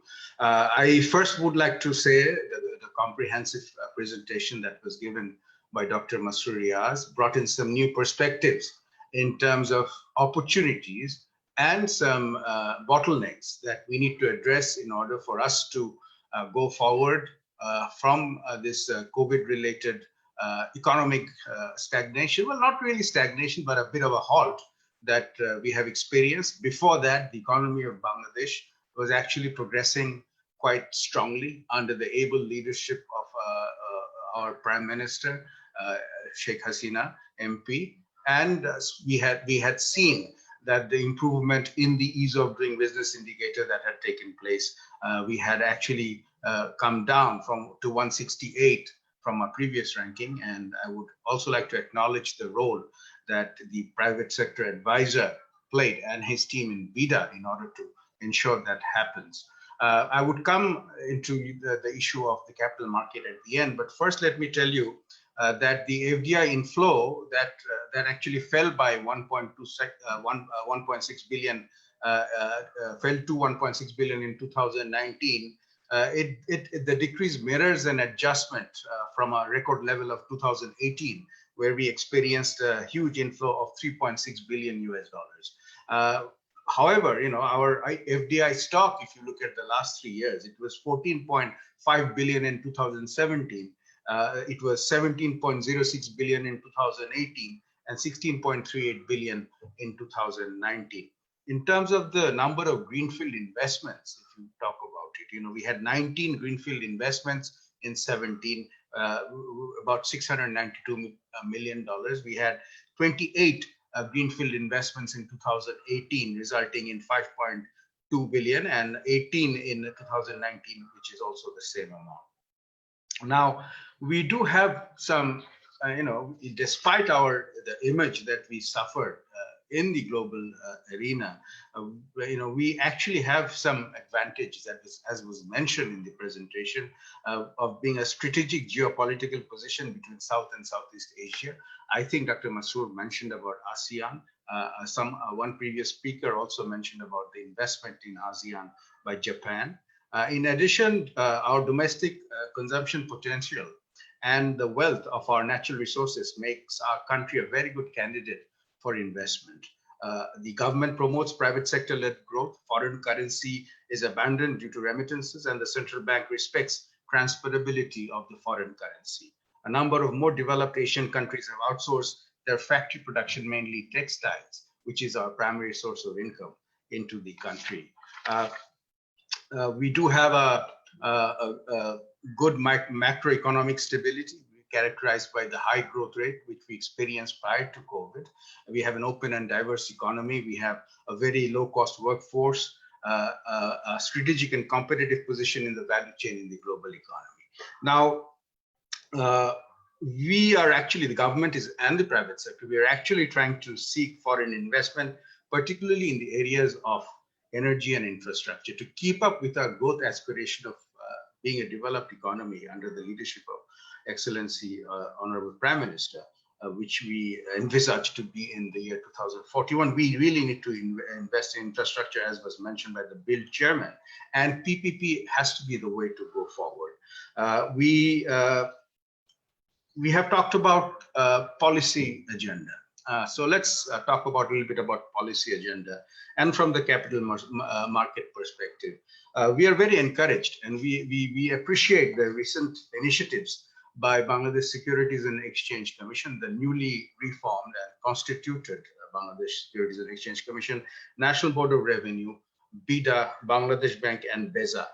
These very positive recent development of enhanced coordination between Bangladesh Bank and BSEC on policy actions has resulted in, very recently, Bangladesh Bank allowing non-resident Bangladeshis and foreigners to invest in open-end mutual funds from the balances of their non-resident Taka account. I think this is a very significant move, and if we can capitalize on this, you have the President, BCCI talked about Bangla Bond.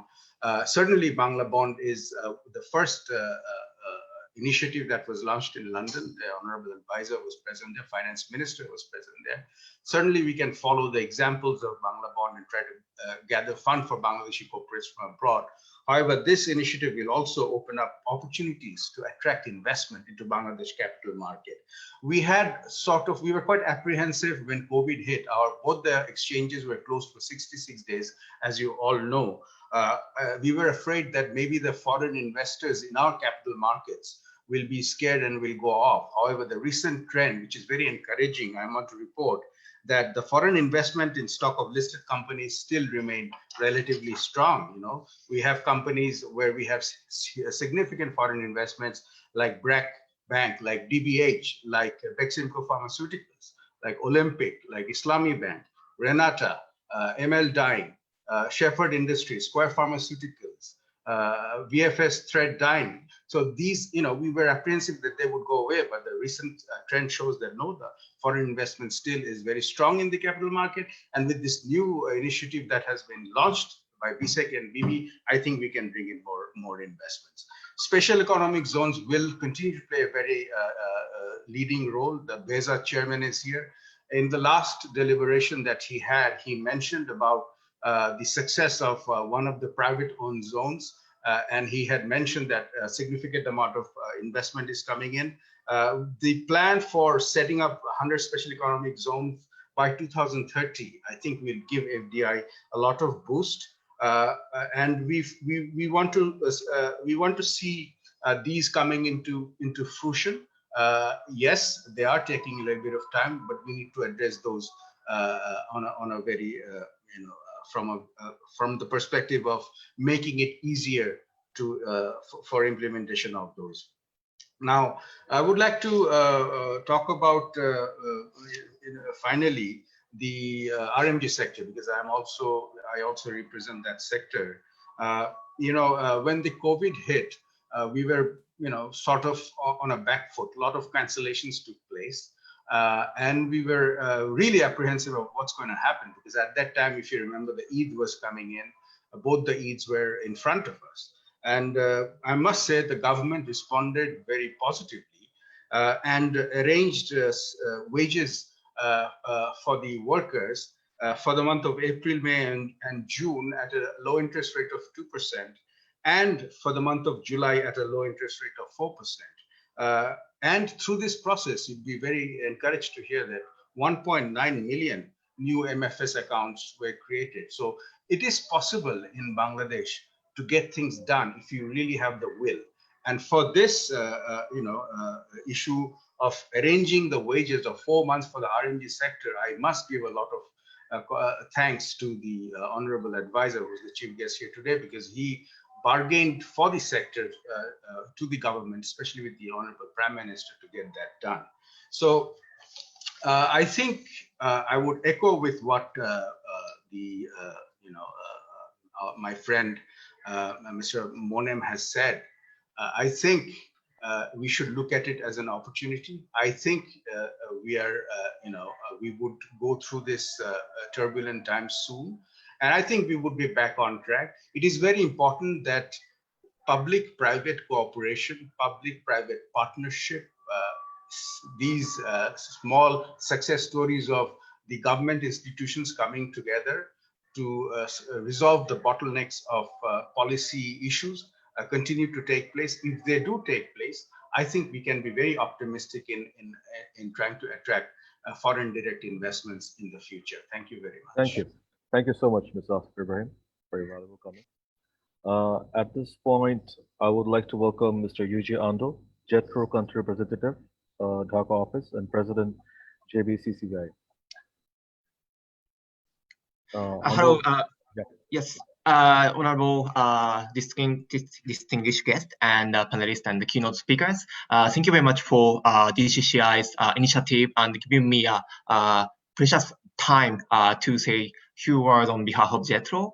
As a trade and investment promotion agency of Japanese government, JETRO is working to facilitate the investment from Japan and support Japanese companies to do businesses smoothly in Bangladesh by improving business environment by cooperation with Bangladesh government.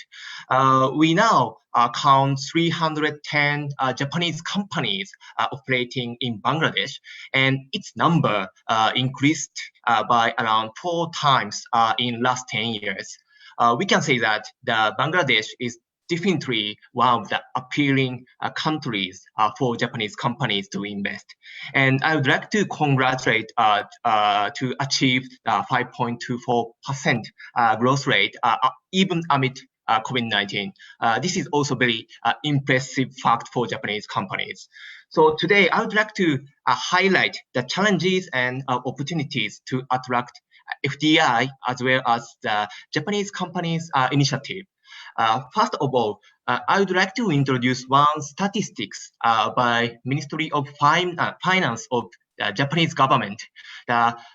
This statistic says outward investment by Japanese companies from January to June in this year has decreased by 33% comparing with the same period of last year.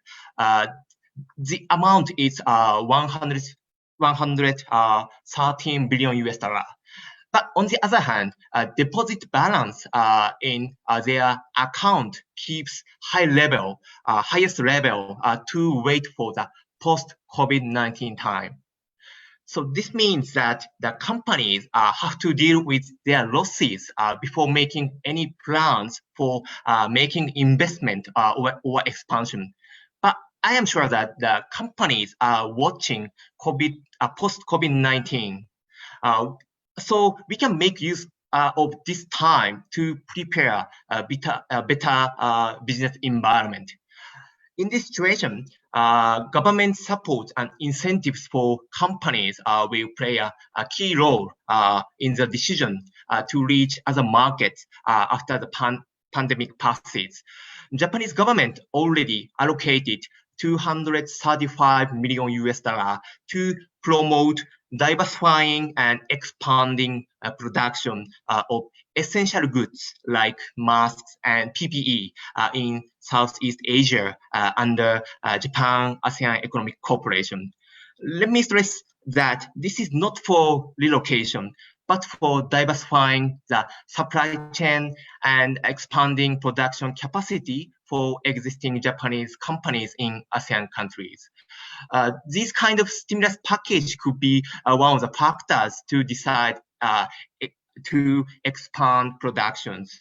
Now, I will mention some challenges to attract investment. We always raise our voice in different platforms, including the PPED, to focus on challenges which investors are facing. Japanese investors always complain about tax issues, restricted foreign exchange registration, and investment climate, as all the panelists mentioned. Lack of adequate logistics is another most important issue. I strongly believe that it's a high time for Bangladesh government to focus on the issues for existing Japanese companies, and if required, go for regulatory reforms to improve the bottlenecks to promote FDI during the post-COVID-19 regime. As I said earlier, stimulus package and incentives are really important. However, the budget for these supports is so limited, and all companies cannot enjoy them. Plus, as Dr. Masuru said, stimulus package is for survival phase. We should proceed to the next phase. The next phase is to ease the business climate. Once the business environment is improved, the business cost can be decreased for all business operators. So we are afraid if Bangladesh delays to solve the challenges of existing investors, it would be difficult to retain current investors instead of new investment. Lastly, let me mention the potential sectors in Bangladesh. I believe that the motorcycle sectors is one of the most potential sectors in Bangladesh for huge populations. The current market is only 5 lakh per year. The number is rather small in spite of the huge population volume due to the high registration fee for two-wheelers. I believe 1 million would be the first milestone for two-wheeler companies. As you know, two-wheeler has huge supporting industries. Once the market volume reaches the enough number, we would expect backward linkage industry to come to this country. So we'd like to promote industrial diversification and job creation with Bangladesh government. Thank you for listening. Thank you so much, Mr. Yujiando. You have actually highlighted a very important point, which is from Dhaka Chamber of Commerce and Industry. We have always mentioned that it is high time we need FDI is welcome, but at the same time we need domestic SME linkage policy along with the FDI policy, because otherwise diversification becomes a problem. And so thank you once again for your thoughts. At this moment, I would like to welcome Ms. Joan Wagner, Deputy Chief of Mission, U.S. Embassy to Bangladesh. Ms. Wagner, a very warm welcome, and I just want to ask you that besides FDI, transfer of technology can also play a big role in the form of joint ventures, and especially the U.S. We know is really good in it's leading the charge in 4IR and ICT. So, do you see this happening in the near future? more joint ventures happening, more transfer of technology taking place, and also FDI itself taking place in Bangladesh from US companies. Thank you. Thank you very much, and assalamu alaikum. Good afternoon to everyone.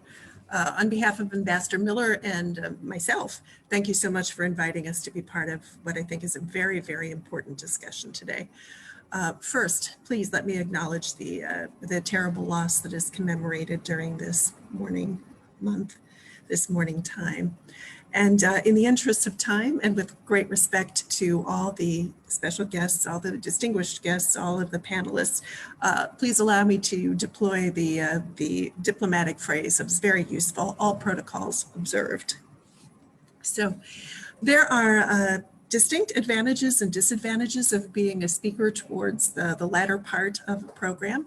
And the disadvantage is that folks have said the things that I wanted to say, and the advantages that folks have said the things that I wanted to say. So let me just focus on some of the additional points or reinforcing points I wanted to make. First of all, I do want to mention that the United States is a very proud partner with Bangladesh in fighting back against the COVID pandemic.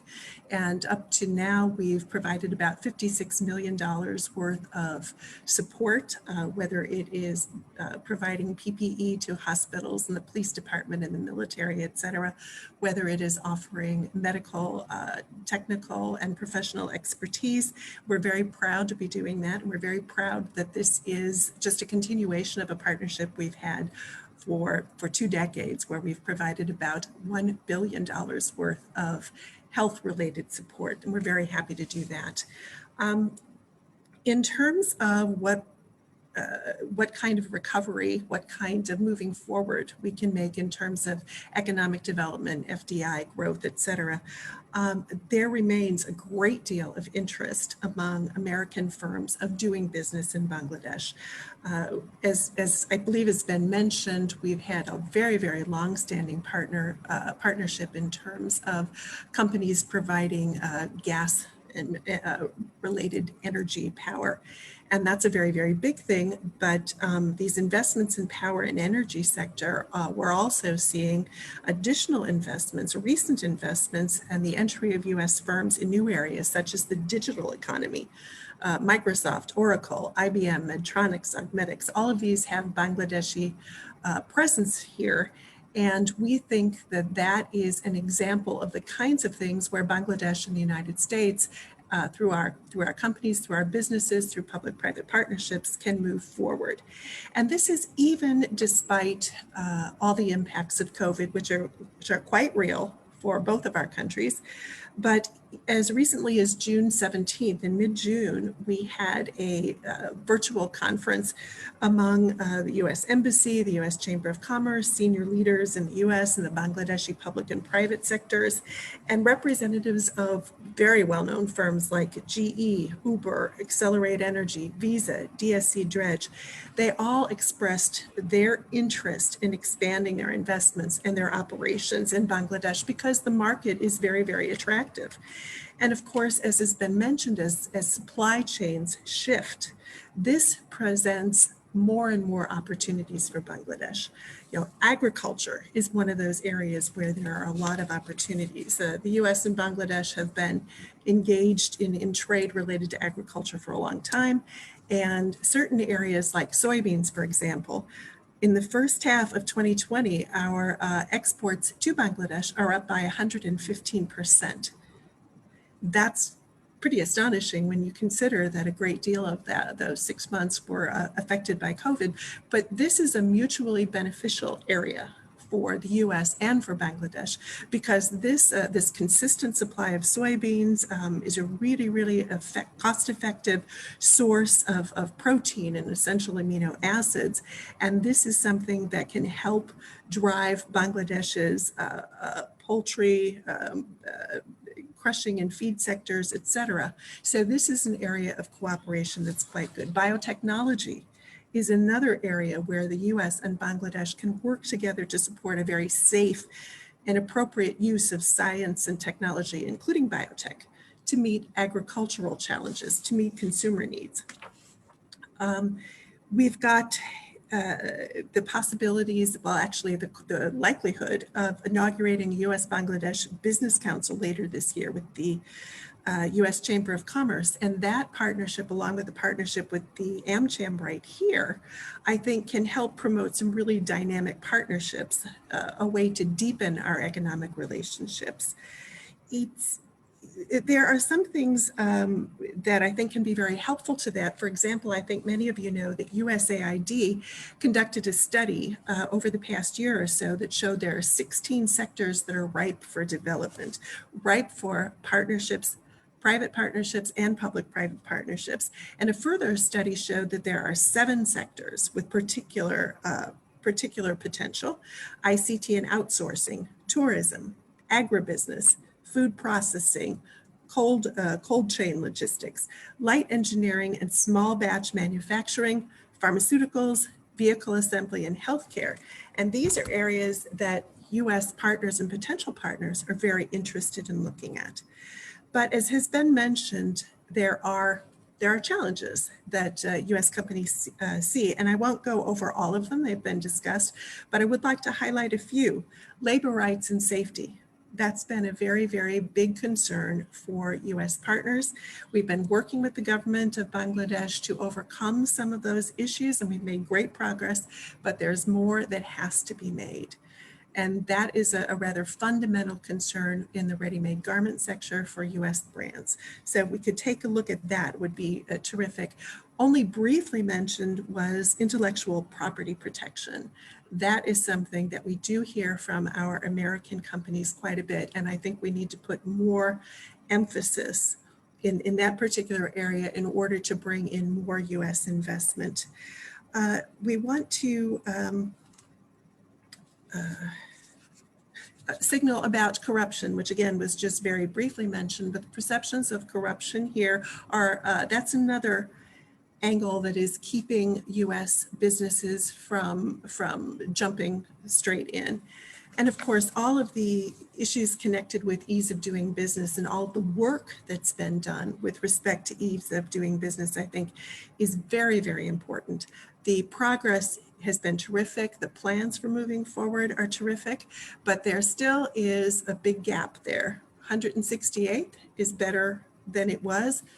Vietnam, one of the biggest competitors, is at 70th. So that's there's a lot of work to do there, and we would like to work with you to see what we can't do to move forward in that area even more rapidly. I want to point out that in terms of regional connectivity, regional work, capitalizing on the region itself, the U.S. has the Indo-Pacific vision that is a vehicle for moving forward in energy fields, potentially in infrastructure fields, et cetera. And we would like to maximize the way we can make use of that particular vehicle. Again, the public-private partnerships are something that our USAID team is particularly focused on, and we should take a look at that. I want to remind folks that the American firms also bring with them corporate social responsibility programs that have a huge impact on the well-being of the Bangladeshi citizens. And I also want to mention something, a couple of other ideas. The remittances from the US have been up considerably during the COVID time. How can we best capitalize on the Bangladeshi diaspora in the US, which frankly, we haven't done to this point. And I think that's an idea that is well worth exploring. Additionally, Bangladesh as a place to do business, frankly, can be overshadowed by some of its larger competitors, some of its other competitors. What kinds of things can be done through a public-private partnership, through the government of Bangladesh, through the chambers of commerce, et cetera, to address the image that Bangladesh has? How can we best publicize the opportunities that are here? Because Bangladesh absolutely does have a great deal going for it. And as reforms are made, there's more to do there that can convince companies to take another look at Bangladesh. Some other countries have done a great job with some of their outreach and publicity and public image work that has drawn companies that might not otherwise have considered that particular country. And I think that can be done in Bangladesh as well. And then finally, I have to mention that in looking at this very, very distinguished panel, very distinguished array of folks who are participating and speaking today, I'm the only woman. And I don't think we have that many women who are participants either. That's letting a real opportunity fly by. One way to stand out from other countries, one way to stand out from your competitors is to give women entrepreneurs and business executives and government folks the opportunity to be the public face of your FDI outreach. Also young people, because young people and women, that's where a whole lot of your potential investors and customers are. And it's not something to look forward to the future. That future is here right now. Bangladesh, particularly with the Honorable Prime Minister leading your country, is well positioned to take a leading role in pushing forward on that. So to sum up, our embassy in Dhaka, we are absolutely open for business. We are looking to engage more with the private sector, with the government of Bangladesh, working together. We have a real commitment to moving forward through COVID, past COVID, to the benefit of both of our countries, to grow bilateral trade and investment, whether it is through bringing in FDI, whether it is bringing in more joint ventures, which I think there is room for, whether it is technology transfer. We have models where that has been done successfully as well.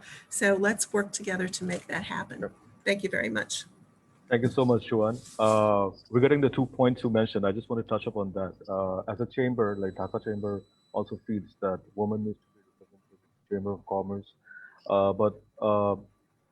We have started like with the standing committees we have inside the chamber. Women are being made chair, co-chair. It's a start, but it will take some time. But in the private sector in Bangladesh, you see the second generation, third generation, girls are coming up, very successful businessmen, but they're more concentrated on making money. So they don't have time for policy making. So hopefully after a few years, they will come and start doing the policy making. And regarding the question about corruption, I think it is very important to mention that the setting up of the one-stop service is an indication, the political indication from the government side on cutting down on corruption. And this is a milestone. Like tomorrow, Dhaka Chamber will be the first Chamber of Commerce to sign this agreement with BIDA. And this will be the milestone, and it shows the political will on the government's part and the policy of the present government, which is zero tolerance towards corruption. So this is a start, and down the line, we will see more reforms like this coming into place, more services like this coming into place, where it will address this particular problem.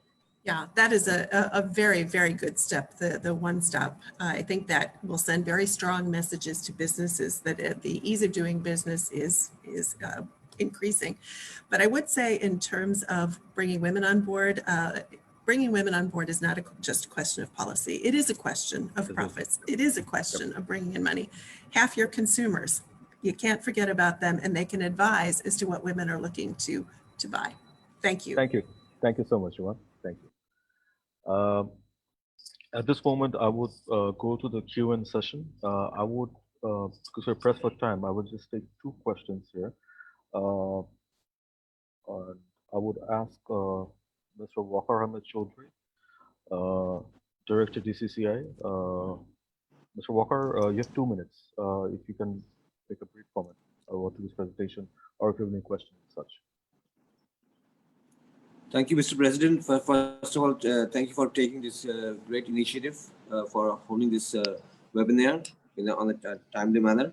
I would like to stress more on 2 things. First of all, we have seen a great initiative taken by both Security Exchange Commission and the Bangladesh government, Bangladesh Bank, allowing foreign investment on open-ended mutual funds from the NITA account. Now, this is a very good step. But what we need to do also, there needs to be fiscal incentives given to these products, like not only the mutual funds but also the alternative investment funds, so that the corporates banks and also financial institutions, as well as all the listed companies, can come and make investment in this sort of in this sort of products, making the product more viable. And also, I would also like to see the foreign investments. One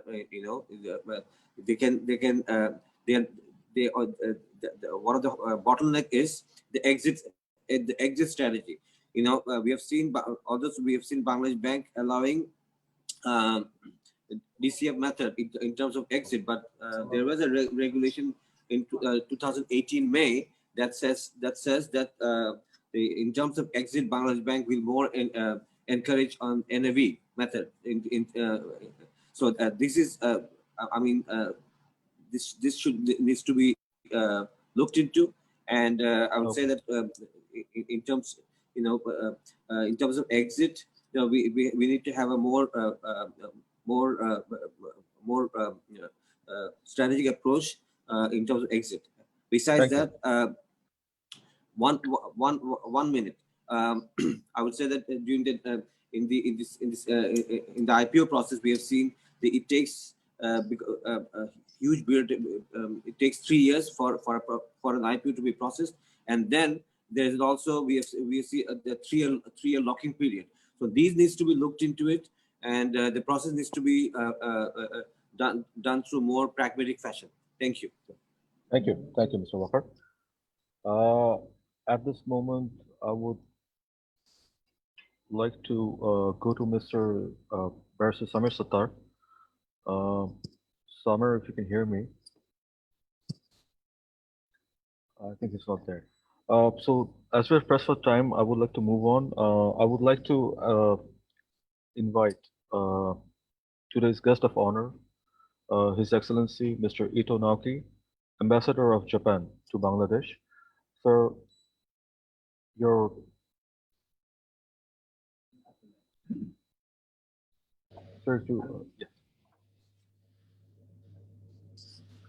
Sir, your thoughts about today's presentation, and we know that Japan is looking at Bangladesh in a big way as a country to invest in.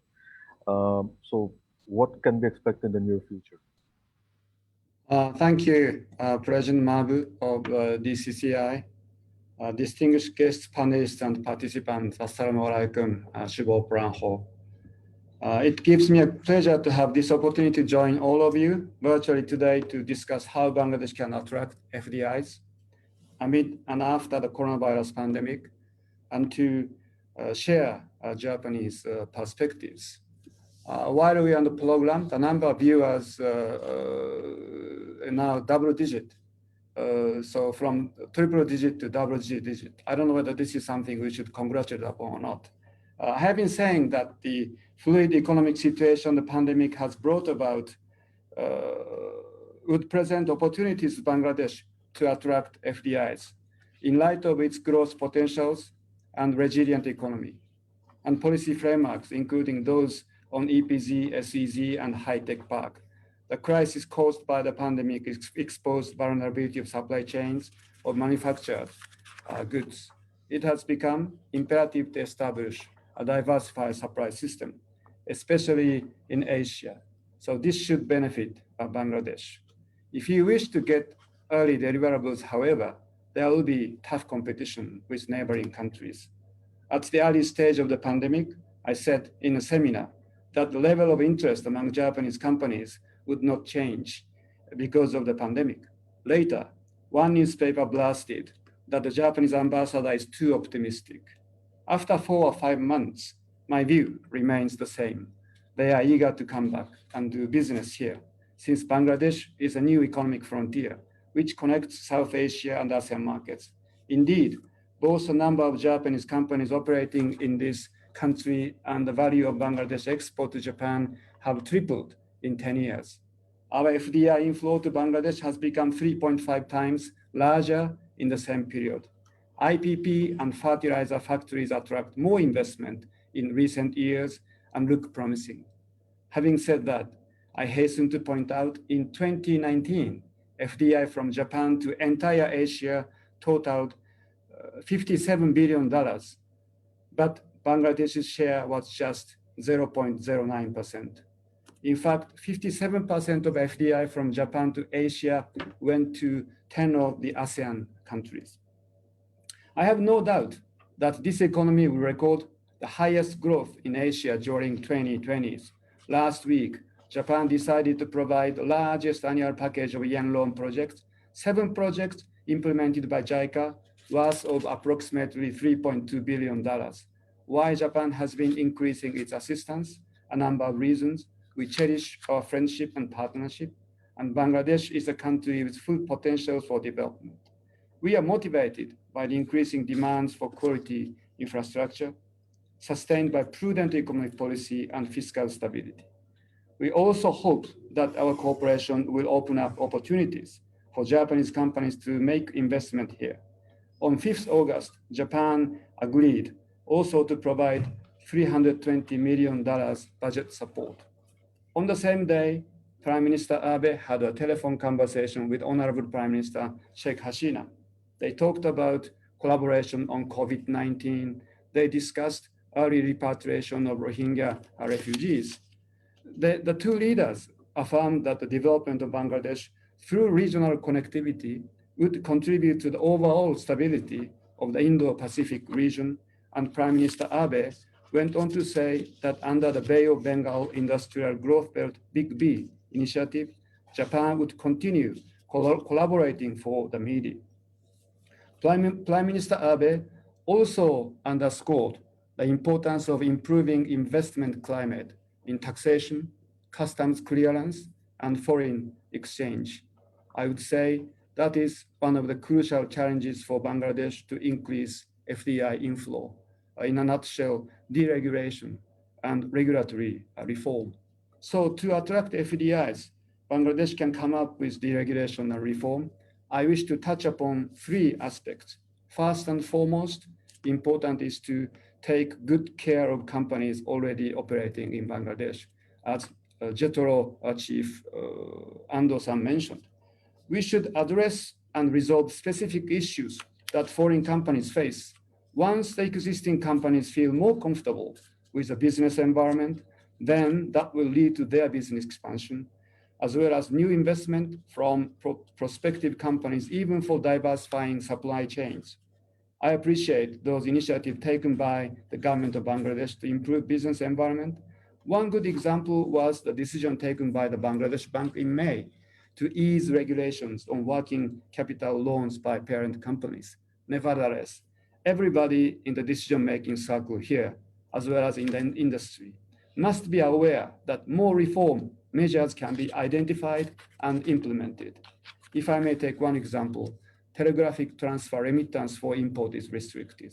As far as I understand, there are only 2 countries in Asia which still place certain limit to TT remittance. One is Bangladesh and another is Pakistan. Cash incentives for RMG export is another issue. The incentives available for export to the so-called new market do not give benefits to Type A companies. There has been a discrepancy of the eligibility between foreign and domestic companies. Frankly, this policy may not serve its purpose. RMG stands at 80% of Bangladesh's over 1 billion export to Japan. And every year, 3% of investment flow from Japan goes into the sector. In spite of the policy intention to increase government export to the new market, including Japan, Japanese-owned companies whose main export market is their home country are not eligible for the cash incentives of 4% under the current scheme. Secondly, I would like to talk about special economic zones. Prospective investors are looking at SEZs as opportunities. As opportunities are certainly there. Our current focus is on the Japanese economic zone at Arai Hajar, which in my view should become the top-notch #1 economic zone in entire Asia. Arai Hajar has to beat other economic zones in ASEAN countries. To that end, not only providing good incentives by BESA, such as tax holiday, import duty waiver, and VAT exemption, but also consolidated efforts to improve overall investment climate by various relevant ministries and authorities are essential. I am of the view that some of the rules and labor-related regulations applied to export processing zones will have to be deregulated, as that would make EPC companies more competitive. Moreover, that would abate potential concern of companies which plan to operate in SEZs. In this context, I often refer to mandatory wage hike, regulation on disposal of old machines, and restriction on round use of containers. Down the line, workforce development and skill training SEZs will provide better prospects too. Thirdly, diversifying sectors of FDI inflow merits attention. In the process of recovery, measures boosting domestic demand of locally manufactured goods, such as autos and motorcycles, are required. Those measures, including formulation of an effective automobile industry development policy and a reduction in registration fee for motorbikes, could induce Japanese manufacturers, such as Mitsubishi and Honda, to expand their operations. Also, forging new business partnerships in sectors like ICT, pharmaceutical, and agribusiness should be encouraged. Bangladesh can emphasize and appeal its strengths and advantage to prospective investors, and I stand ready to coordinate with my interlocutors in Dhaka to send a message across to Japan. A perceptual change of the investors is instrumental. I think LDC graduation and further promoting FTAs will be included in the list. Before concluding my remarks, I wish to emphasize that within 3 to 4 years, transport infrastructure you see will be very different. Dhaka MRT Line 6 will be open in 2022, partially by the end of next year. Terminal 3 of the international airport will start its operation in 2023, and the deep sea port and coal-fired power plants in Mata Valley will be ready by 2024. All of these are projects by JICA. We provide our development cooperation for Bangladesh to achieve sustainable and inclusive growth, bearing in mind the Vision 2041, and we are pleased to help build the industrial corridor between Dhaka, Chittagong, and Cox's Bazar. Some of you may say there must have been a delay in construction work of those projects. I have just found out through JICA and contractors that since the work of those fast-track projects continued, even during public holidays between March and May, considerable delay has not taken place. In Mata Valley, Japanese consultants and engineers have been staying at the site throughout. At any rate, once the pandemic passes, construction will accelerate its pace to meet the timeline of projects. Though it depends upon the situation, they are confident to do so. I may have been too candid today. My only hope, however, is that our two countries will seize opportunities to develop our business partnership further for our mutual benefit. By the time those big infrastructure projects are ready in the middle of this decade, we should have a long list of Japanese companies which have made and will make investment here. The current pandemic has given us a pause to think about our way forward. Let us continue our dialogue and discussion. Thank you very much for having me. Shobaike One Connect Onaba. Thank you so much, Excellency Naoki, for your wonderful speech. Your speech just emphasized the fact that Japan has always been with Bangladesh or beside Bangladesh in our journey forward. So thank you once again, sir. At this point, I would like to welcome our special guest today, Mr. Pabon Chaudhry, Executive Chairman, Bangladesh Export Processing Zones Authority. Sir, your thoughts regarding to this presentation and the discussion we have so far. Thank you very much, Mr. President.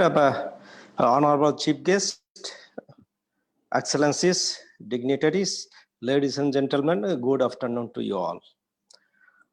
We did not experience a very good financial year in 2019-2020 with reduced export, minus 16.93%, reduction in import, minus 17%, and reduction in FDI inflow.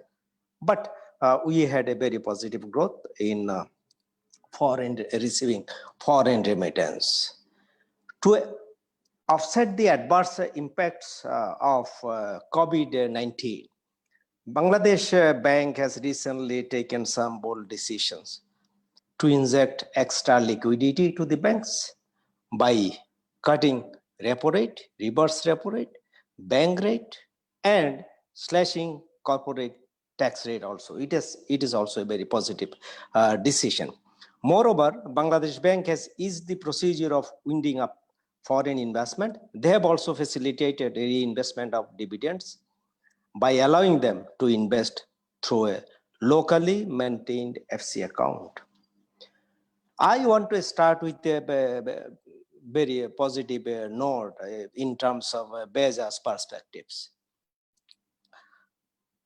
Just at the governing board meeting of BESA on 20 August, presided over by Honorable Prime Minister, it has been decided to allow the foreign investors and the joint ventures also 20% cash incentive for the agro-food processing industries who invest at the economic zones. We took this decision because the investors from Japan were showing keen interest in making investment at the Bangladesh SEZs. So now on, any investor at the economic zones in the agro-processing food sector, they will get 20% cash incentive, be it local, be it foreign, be it a joint venture. And about bond license, this issue is much talked about by many of the investors. Yes, we are in close touch with NBR. We have discussed the issue with the NBR chairman, and I am sure that we are getting these rules in favor of our investors, and bond license will not be for only 1 year. It will be at least for 3 years. And about the motorcycle registration cost raised during this session, this issue was also discussed at the meeting presided over by Principal Secretary. Now it's as high as 22%. I think it will be significantly decreased, reduced, and I am very optimistic. Hopefully, it will be less than 10%. Now, what can we do to attract FDI in Bangladesh?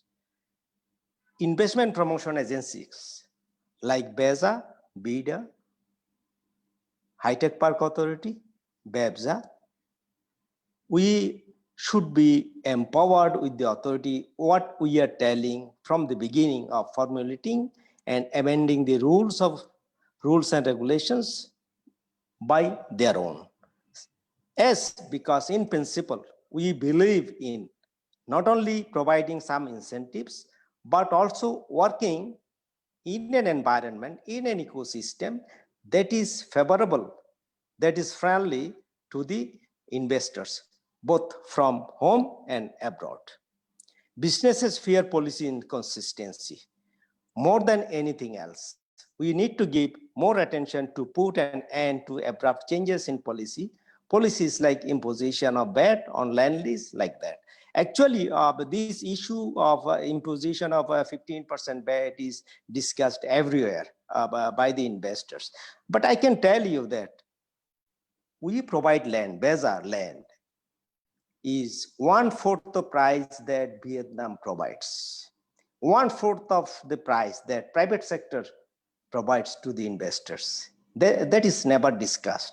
Still, I am not in favor of imposition of 15% of VAT, because this change of policies actually frustrates the investors. It adds to their projected cost of their investment project. Realizing the vulnerability of the concentrated supply chain and manufacturing hub, many countries are focusing on diversification of supply chain.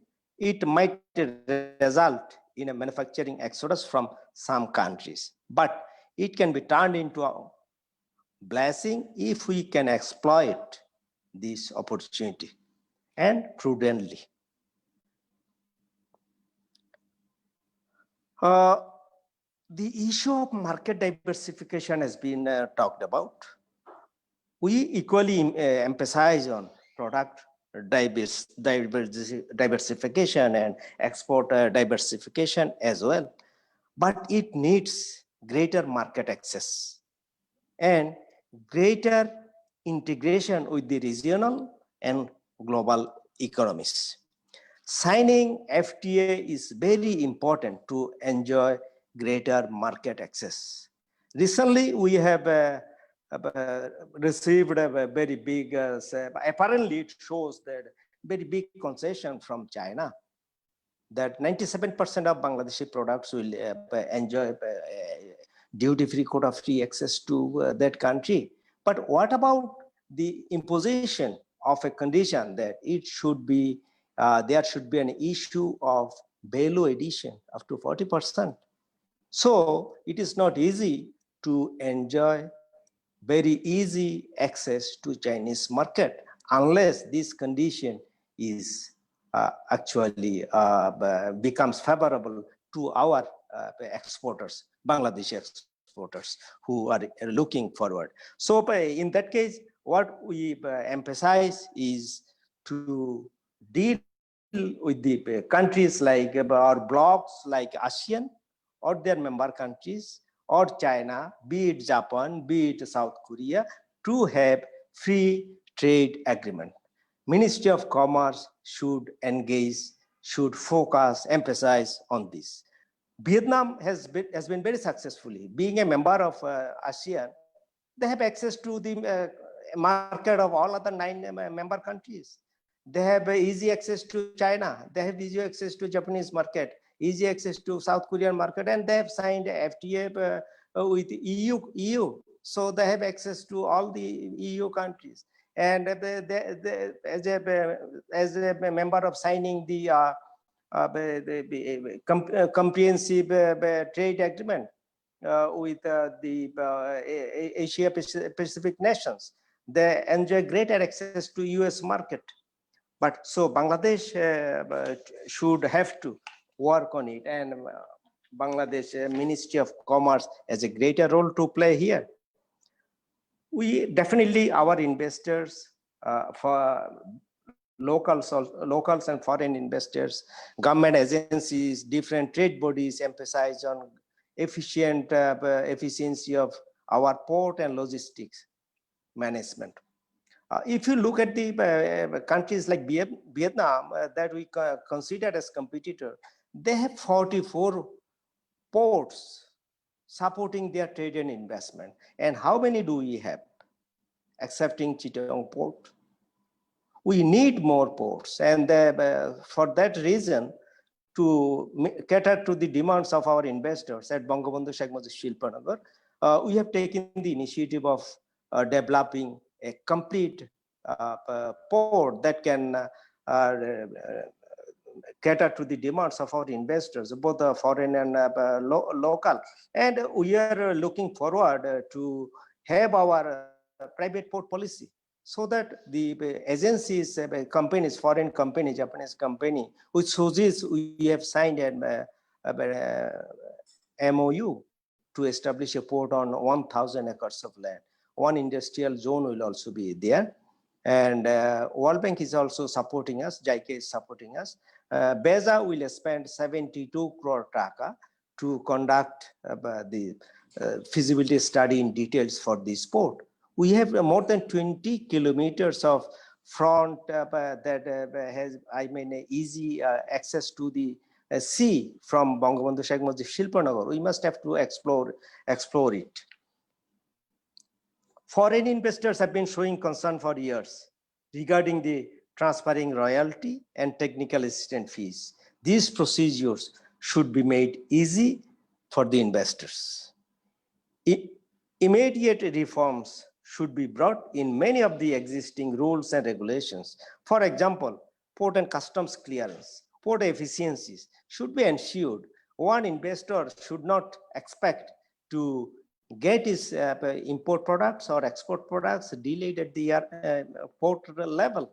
It increases the cost of doing business for the investor. And we must have to make national single window being implemented by NBR fully operational. And we should not require physical presence of any investor at any investment promotion agency or at any regulator's end. That will help ensure implementation of an investment by ecosystem that actually our investors want. That will ensure prevention of corruption at any investor or any regulator's end. Strict adherence to One-Stop Service Act is very important. In this act, there is a provision for exemplary punishment actions for any government officer who frustrates services to the investors. So penal provisions are there, and we want to set exemplary actions, even if the employee becomes one of BESA staffs. To conclude my speech, I would want to conclude with the quote from George Bernard Shaw. Those who cannot change their minds cannot change anything. At BESA, we want to change our own mindsets first to change at the other end. And we believe that, I personally believe that the investors, are actually next to God to me. Thank you. Thank you so much, sir. Once again, I want to reiterate the point that the positive developments we have seen under the leadership of today's chief guest, the private industry and investment advisor, and the agencies who are dealing with FDI like BIDA, BESA, PEPSA. The private sector welcomes this. We welcome this. Everything has changed. Like if we walked into the office like 5 years ago or before, it was a totally different atmosphere. Now it's more welcoming. They're more open to business and they mean business. And for that, we would also, again, request the chief guest to see that if the powers of BESA, BIDA can be increased when it comes to taxation policies, because they need to be consulted first. So there's a uniform taxation policy in place. So without further ado, it is my honor to invite our chief guest, Mr. Salman Fazlur Rahman, MP, Private Industry and Investment Advisor to the Honorable Prime Minister, Government of Bangladesh. Sir, your thoughts and views about today's webinar. Bismillah ar-Rahman ar-Rahim.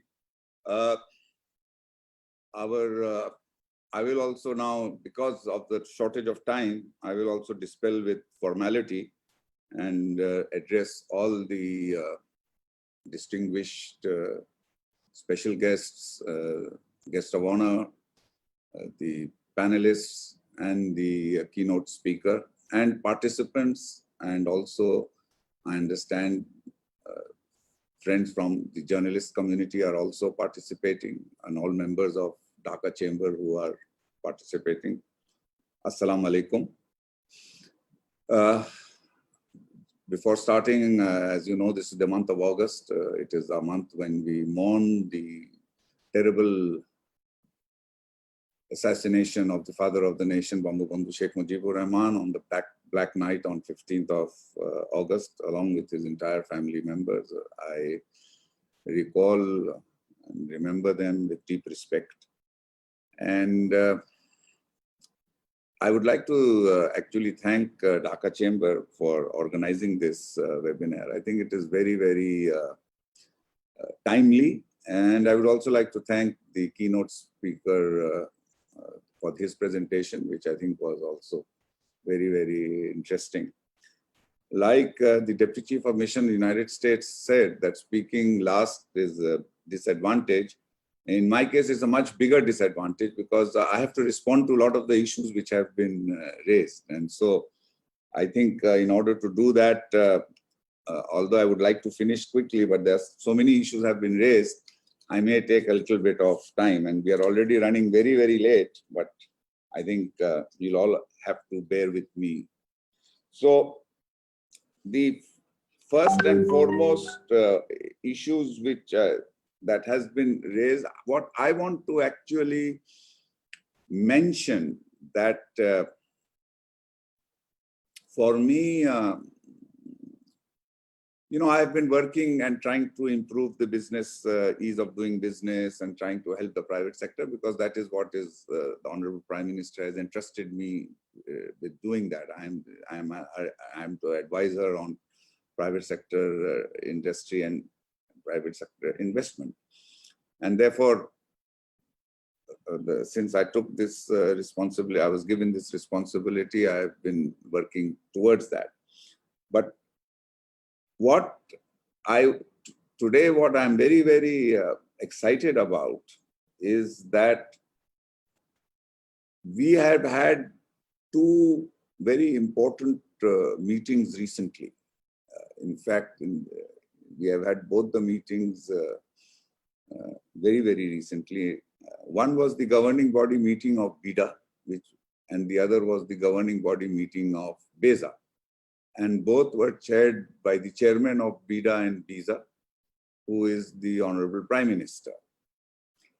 And in those meetings, I have now actually seen that although Honorable Prime Minister has been the driving force for getting our economy moving, but in these meetings, firsthand I've experienced how committed she is to attracting not only FDI, but how committed she is for overall investment, for attracting overall investment. That is both foreign investment as well as domestic investment. Because she, in fact, in one of the meetings, she commented that this is not only for foreign investors, this is also for Bangladeshi investors. What I want to do is and this question of the level playing field came up, and which also His Excellency, the Japanese ambassador mentioned, and also our executive chairman, Beza, mentioned. In the last meeting, what was very, very significant when it was pointed out that in the BEBSA, where the C category and B category are getting certain benefits and incentives, the A category is not getting. A category is 100% foreign exchange. Prime Minister said, why not? And then she said, I want the finance secretary, who was also present in that meeting, that why don't you tell me what is the thing? So the finance minister said that, sir, this is, we have done this. A and B, B and C are now getting it. A will get it from the next financial year. That A will also get from next financial year. So Honorable Prime Minister said, why next financial year? Why can't it be from next month? Why do we have to wait for next financial year? And then Finance Secretary says, sir, if you want that, then from next month we will organize that the category A will also get this. So this really gives me an impression that she is really, really very, very committed for this. Now let's talk about the tax area. Again, on the tax area, when we pointed out that these are the issues, these are the problems, she then asked the chairman NBR, who was present in the meeting, to comment. And of course, he gave his reasons, as all revenue heads will, because the revenue implications are very, very important. But there again, she said, look, let us reduce the tax rates, attract the people, get the foreign investor to invest here once, and the local investor to invest here. Once they have invested and once the business starts growing, then there will be a lot of benefits for the government, and we will be able to take a lot of tax. But if you have to reduce tax rates to improve, to bring them in, then you should do that. She was very, very positive. So, but here I want to say something, and this I had mentioned in the first meeting in the BIDA Board of Governors meeting. You see, in Bangladesh, unfortunately, in the whole of South Asia, our tax to GDP ratio is the lowest. We are even lower than Pakistan. And so what is happening is that the people who pay tax, we are putting more and more burden on them, the people who are within the tax net. And those who are outside the tax net, because our tax to GDP ratio is so low, that means we have to widen our tax net. And this is what I mentioned, and I told the chairman NBR, and now the chairman NBR has said, and he announced, in fact, a few days ago, he announced that there is going to be this, the machines, the VAT machines, which we said that the point of sale machines, these have been imported, the first lot, this is going to be given.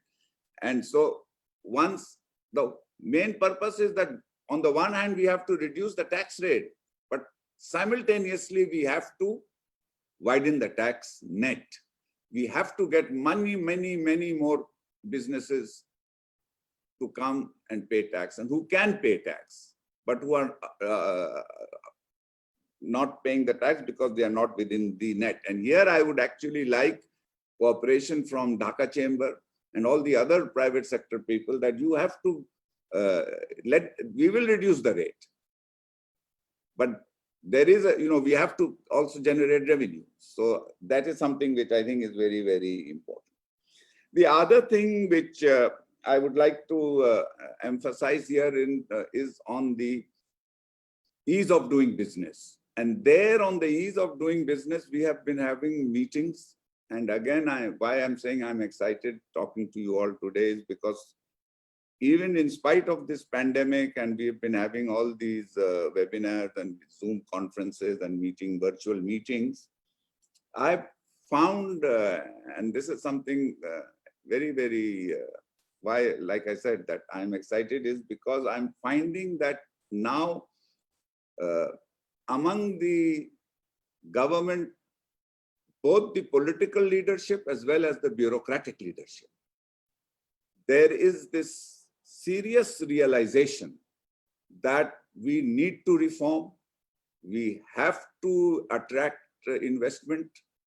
And you see, initially when we used to, I remember last year when I first took this responsibility and when I used to mention this, the people who were in charge, when we spoke to them, whether it was political leadership or whether it was bureaucratic leadership, they would go on the defensive. And they would say, no, but this is it, and how can I do this or that?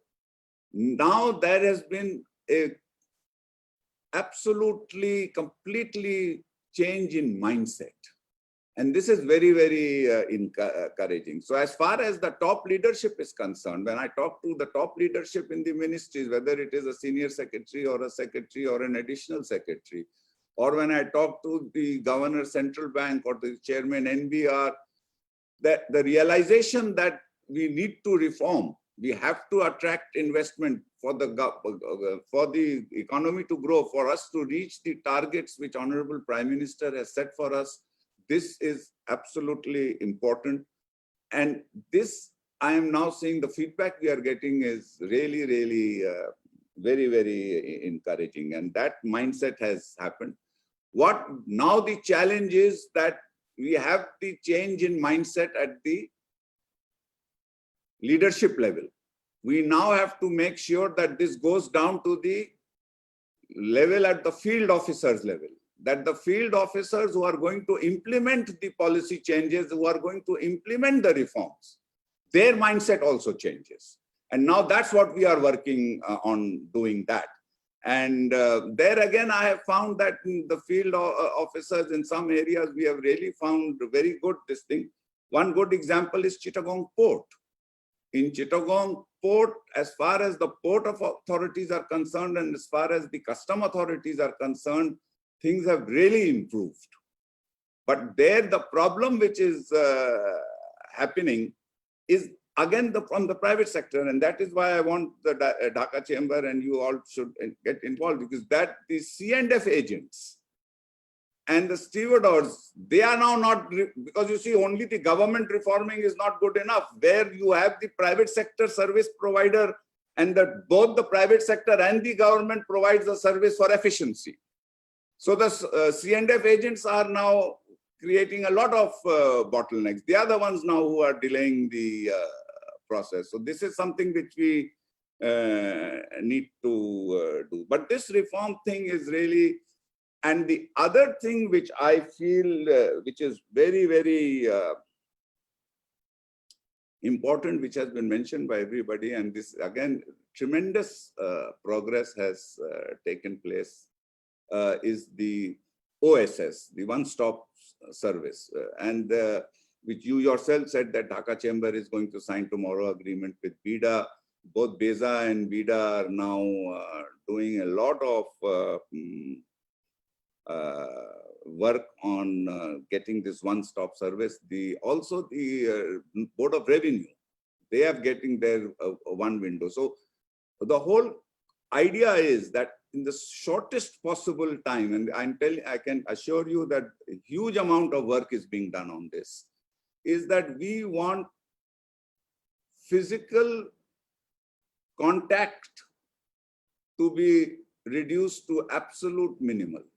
When anybody wants any government permission, they should be able to get it online without having any physical contact. Once that has happened and once that is possible, then you will see automatically transparency will come into the system, efficiency will come into the system, and this issue of corruption which is being raised will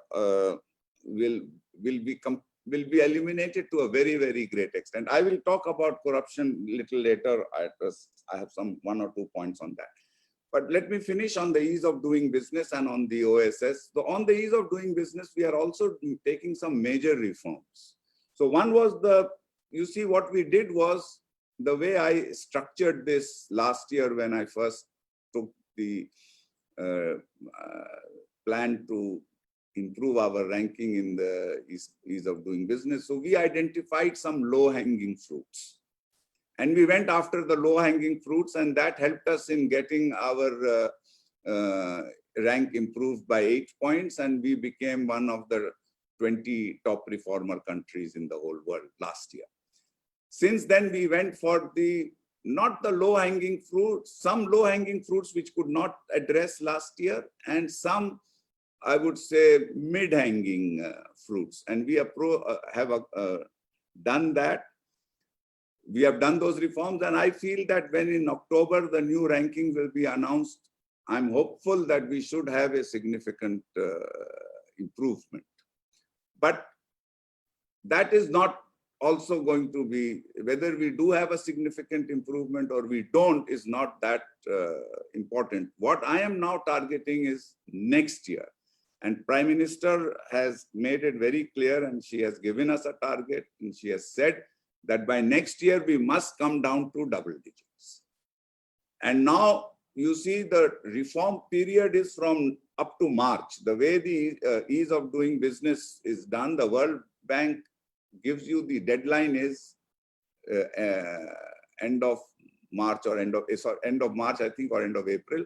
And then after that, from April to October, they do the surveys, because it's just doing the reform is not good enough. They want to ensure that the business community has actually got benefit of that reform. So they do the surveys, and then they do this thing, and then they announce the ranking in October. So from now to March, we have a lot of time, and I'm now going after the high-hanging fruits. And in case of the high-hanging fruits, what we need to do actually is to change some laws. That is where we have to do to really get the marking, and to get down to double digit, we need to amend laws, and which we are doing, and we are very much advanced in this. And one of the things which we are doing is the bankruptcy law, which you have mentioned. That we definitely before March of next year, we will have a new bankruptcy law in place. We will also have a new Companies Act. So these two are the major, very major reforms. And once we do these two major new laws come into place, then this will have a, I am hoping that this will have a major impact on our ease of doing business ranking. And so this is, so a lot of work are doing. And like I said, that I am now feeling confident that inshallah by end of next year, when in October of next year, when the ranking is announced, Bangladesh will definitely have achieved double digit. Another thing which you mentioned was royalty. Again, this in the meeting, in the Board of Governors meeting of PIDA, it has been announced, excuse me, it has been announced that it has been decided that up to 6%, all royalties and everything, you don't need any permission like it was before. More than 6%, you have to apply to VIDA. So this is again a major step to make life much more easier for this. On the foreign exchange, Prime Minister has instructed the central bank governor and he has responded. I must thank the Bangladesh bank governor. He has responded very positively. And as you see, a lot of reforms have been done. His Excellency, the Japanese ambassador, mentioned that giving the parent company, giving working capital loan to the subsidiary company, those have been eased, and we are easing it much more. We are even easing it, going to it further. We are going to ease this thing. You mentioned Bangla bond. The problem with Bangla bond is that we are very much, in fact, I have been supporting it very much. Problem there is that it is not low cost. That's the issue with it. It's cost nearly 10–11%. In fact, IFC says that for a good large Bangla bond, it would be an 11 to 12% this thing. So that when we are making the interest rate down to 9%, allowing bonds at that high rate is a problem. But of course, the counter argument to that is that people are willing to borrow at that price. Why should we let the market force play its role? So that is something which we are also looking at. Now, so this is more or less as far as I think this thing. Again, on the tax, like I said, that we are seriously going to, I know the tax issue is a big issue and we are seriously going to look into this. Honorable Prime Minister has given a decision that within the next, I would say 4 to 6 weeks, she has asked us to come up with a absolute proper concrete suggestions on what the tax incentives and what the tax regime for foreign investors and domestic investors should be after comparing what other countries are doing.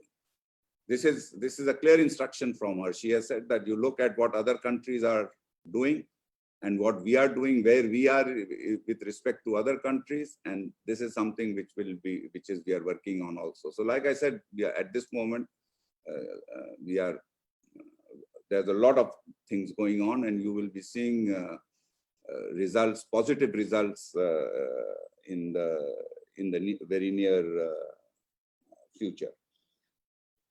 But again, like I said, that we need to widen our tax net because our tax to GDP ratio is the lowest. I would like to quickly mention the stock market because that had also come up. You see, the other thing is that our market capitalization to GDP ratio is also one of the lowest in the world. And in fact, this has been the last 10 years, this has been the most contradictory, where all the economists used to say that this is something, there's a huge contradiction in the Bangladesh economic story. And they say that you are growing at 6%, 7% all over these years. And then last year you grew 8.2% before the pandemic, 8.1%. But your market cap to GDP ratio does not reflect the growth. So all other economies where the growth rate is so high, this one ratio is also very, very high. In our case, it wasn't the case. Now we have, as you see, the entire Security Exchange Commission leadership has changed. And I must again congratulate them. They have taken some very, very bold steps, and which has now, even in this pandemic situation, has revived the stock exchange to a very large extent. And what is very, very positive, and this is something which I have always been advocating for the stock exchange, is that we need to make sure that the stock exchange, whoever are playing in the stock exchange, are doing this in a proper manner, and that there is no, there used to, in the past, there used to be this tendency of using the stock exchange as a gambling casino. That has now changed. People have now become much more educated. And so what we are now seeing in these last few weeks, what we have seen in the stock exchange, that it's again bouncing back, the daily turnover is increasing, and people are selecting the right stocks. They are not going in for, and wherever there is a suspicion that there is something wrong there, the Security Exchange Commission is taking timely and prompt action. So that is very, very, and that has also again given confidence to the this thing. Now we have to really address both the demand side as well as the supply side. And I think on the supply side, the regulator is giving a lot of permissions for all the pending this thing, which was mentioned, that it takes 3 years to get a IPO permission. That is now being reduced. I think the new leadership is making sure that good companies who want to come to the stock exchange will be given permission as quickly as possible, and that the old process of this long delays will not take place. And what we have advised, that those companies you think are not good, then you don't have to take 3 years to tell no to them. You can tell them no immediately, that no, we don't think you are good enough to come to list. And those who you think are good enough, but we should move fast. And this lock-in situation is also something which a lot of foreign investors have said, that when we invest in your country, we need an exit policy. We need to exit. So how do we exit on this? So that is something which we will also look at. We will revisit the lock-in and see how that can be helped. Also, for private companies, as you know, the central bank has relaxed to a very large extent unlisted companies. For them, if they are wanting to exit, rules were very, very cumbersome. Those have also been relaxed. So a lot of work is being done on the foreign exchange side.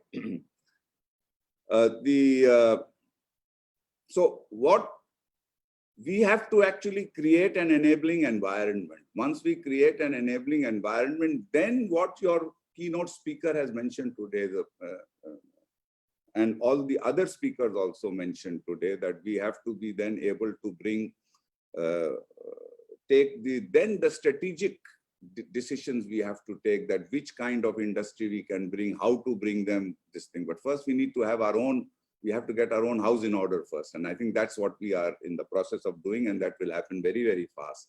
And side by side, we are also looking at diversification. Agro-processing. This is something which I feel is a very, very major area where we should be able to work, because, you know, agriculture has been one of our success stories. And this people find very, very surprising. And in fact, when I mentioned this to potential foreign investors, everybody is surprised, because you see, our land, we are the most densely populated country in the world, and our land, geographical land, is very, very low. It's very small. We don't have much land. Unlike other countries in South Asia, our land mass is very small. In spite of that, we are now self-sufficient in food. So you see, our agriculture sector has been a real success story. And now I think we need to go to the next step from our agriculture sector, is to go for agro processing. And not only I'm talking about, I'm also talking about the fisheries, the dairy, the livestock. Somebody said we produce, I think, and consume also 4th or 5th largest amount of eggs in the world, chicken and all of this, and the milk. So all of these, in this food processing, agro processing area, there is a huge potential. And I think this is something where, like the chairman of BESA said, that in the last meeting, Honorable Prime Minister agreed that the 20% incentive for agro processing will be given not only to the local industry, but will also be given to the foreign industries. And in fact, what I would like to say here is that for both the benefit of His Excellency, the Japanese Ambassador, and the Deputy Chief of Mission of United States, that what Prime Minister said was very clear. She said there will be no discrimination between the foreign investor and between the local investor. She said that it should be an absolutely level playing field for all investors at the same. We need that investment. So if there is any areas where you feel there is discrimination, please, you should let me know, because this is a clear decision of Honorable Prime Minister, and we will definitely address those areas. I'd now like to talk about infrastructure. And you talked about logistics, and you have talked about infrastructure.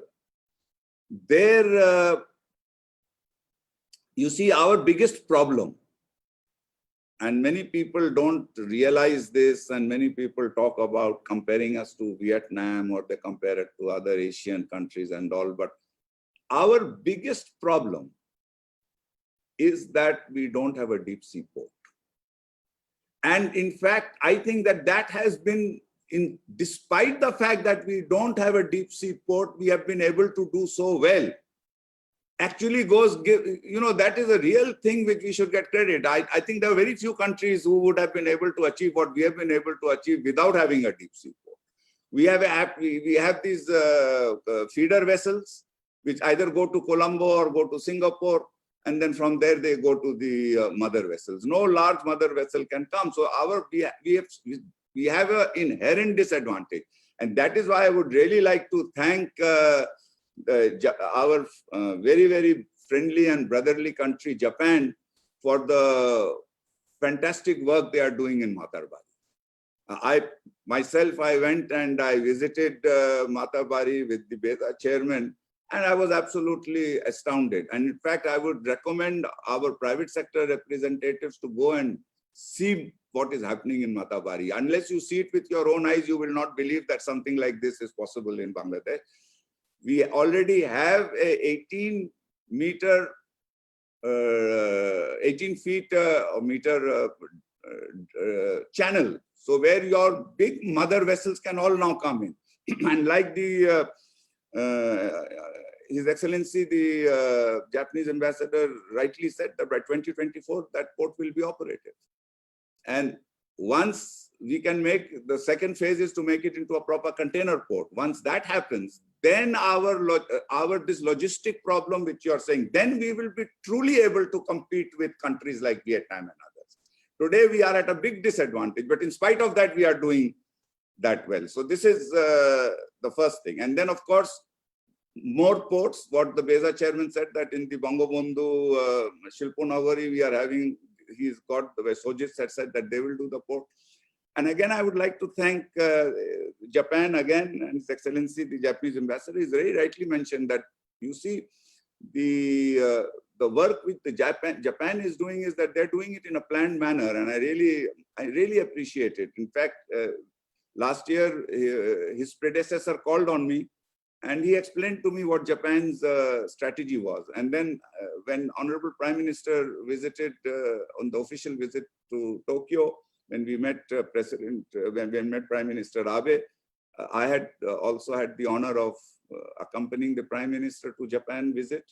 And there again, we heard this from Prime Minister Abe himself, that the Japanese plan is that we will give you investment on the one hand, we will create, we will want Japanese businesses to come to Bangladesh, but at the same time, we will want to create the infrastructure for in Bangladesh so that the Japanese investors who come to Bangladesh and other investors also who come to Bangladesh can have a good enabling environment. So you look at all the projects which Japan is actually doing. One is the Matarbari project, then the airport, the third terminal in the airport, then the metro line.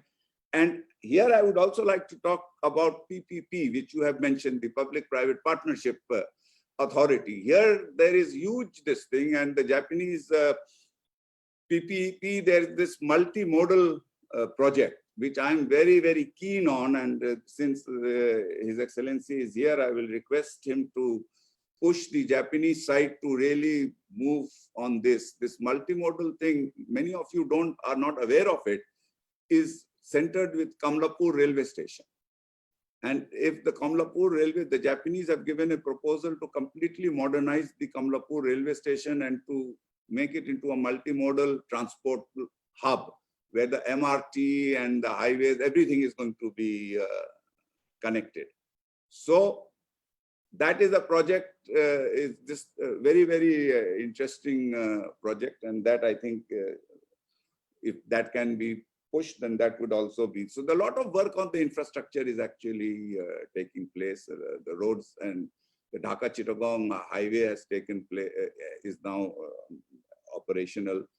And when all the zones are operational again, on the power sector, we've already done a good this thing. On the gas, like the Deputy Chief of Mission of the United States said, that we have had the American companies working on the energy field and working on the gas. So all of that is happening. I think we now also need to do two other things. I think we need to work, because the way things are moving forward, I think after next 10 to 15 years, which we look at it, is I think fossil fuels are going to become obsolete and people are going to go for more renewable energy. And I think we should also start looking at how, there again, we have a problem, is that we don't have enough land for the solar, which is required, but we still have to start looking at alternatives, because this is the way the world is actually going. So we have to actually look at renewable I agree, I completely agree with the suggestion that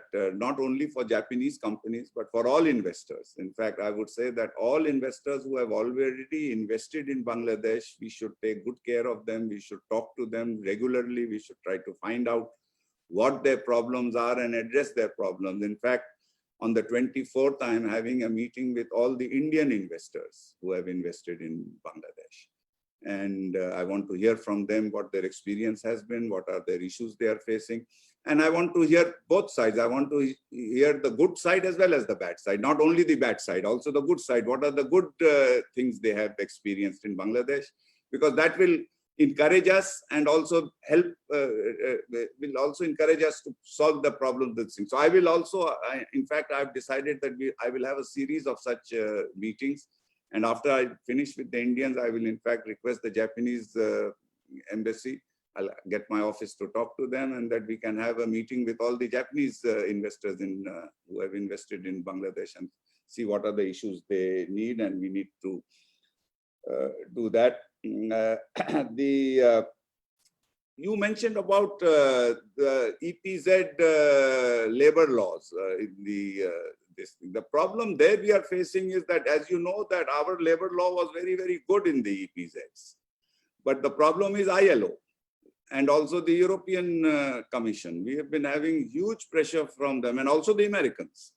Huge pressure on the labor law, this thing. So here there is a conflicting this thing. So anyhow, we are trying to work on that and solve on that. But on the whole, I think compared to all other countries, especially some very large economies, I think our labor situation is still very, very congenial and good. And which I've always maintained, and I've always said that if we treat our laborers fairly, then we find that our workers are very, very good workers. And we found that to be this thing.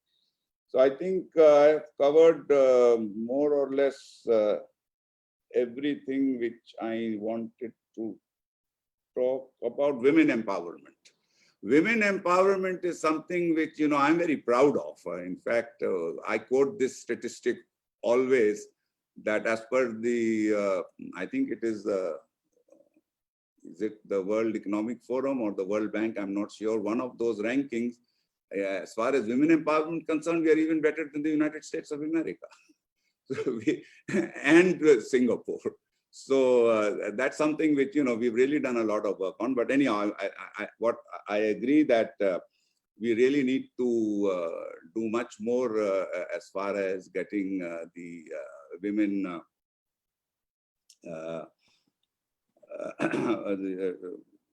to get the entrepreneurs and also get them more and more this thing. But what was mentioned was correct, that we are now finding that among the many large business houses of Bangladesh, the second generation and third generation, actually the daughters are taking over many of these businesses. I've come across many very large businesses where the sons have actually not taken over, but the daughters have taken over. So that, I think, is a good sign. And for empowering women, a lot of issues are, a lot of programs are there, and we are encouraging them to come forward. The last thing which I wanted to talk about was corruption, which has been mentioned. And I would like to emphasize over here, and this is something which, you know,